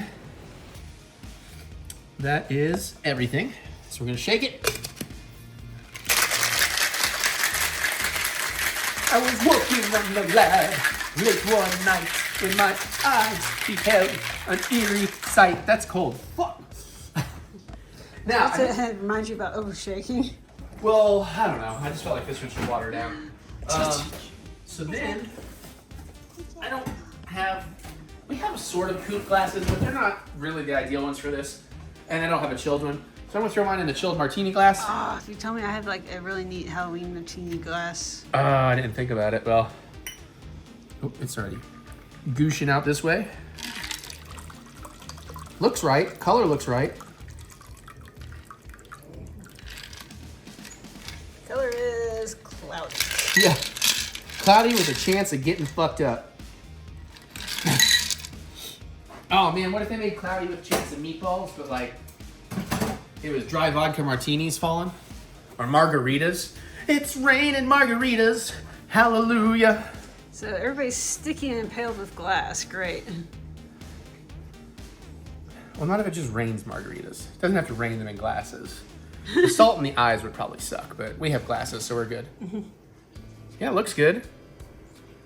Smells pretty good. I think. I can kind of smell the absinthe, but I think that's where I dripped some down here. All right.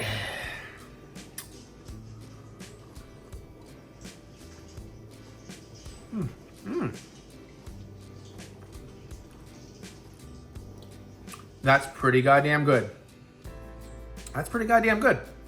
Maybe fresher lemon juice, because mine does taste a little off where it was a very old lemon, but I get just the tiniest hint of the absinthe, but not enough to be bothered by it. Oh, that's pretty tasty. Would you like to give it a go? Sure. Now we'll get the real opinion. I have reservations. Mostly because it's gin. Oh, I don't really taste the alcohol, but then again, maybe your palate will get you different. Maybe I coated my palate with fountain Coke from McDonald's. I don't know.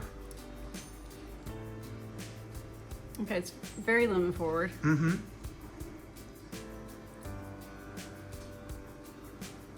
It's not quite lemon drop, but it's close to a lemon drop. Lemon drop adjacent. It's a little tartar than I care for, but that's, you know, my general taste. Yeah. You like tart stuff? Mm-hmm. I mean, if you gave me one, I could probably nurse on it for a good long while, but it would eventually get drunk. So would you. But not bad though, right? I mean, even if it's not your palate, you can see how that actually works pretty well. And I'm alive, so it must work, because I felt dead before. I was dead inside, and now I'm all happy. That's just the power of alcohol.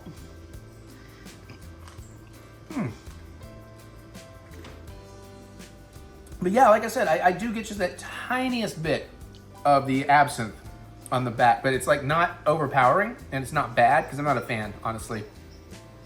I don't like black licorice, so it's not as dry as I expected. I get a tiny bit of the herbalness from the London Dry Gin, I think.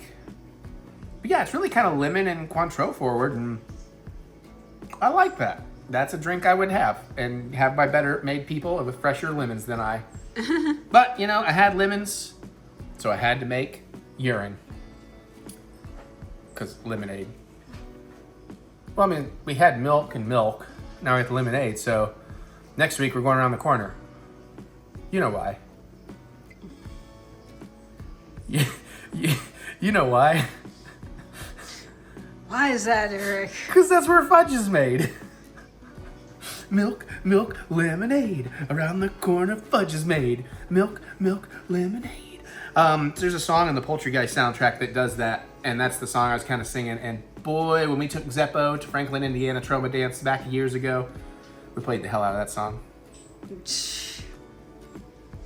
Honestly, this is pretty good. I'm also just realizing now that other than the lemon juice, this is all alcohol. So that's what's really impressive, is how this does not at all taste like alcohol. That literally just clicked in my brain. Cool. All right. I just want to talk until it's midnight. Oh, bitch, please. Bitch pudding.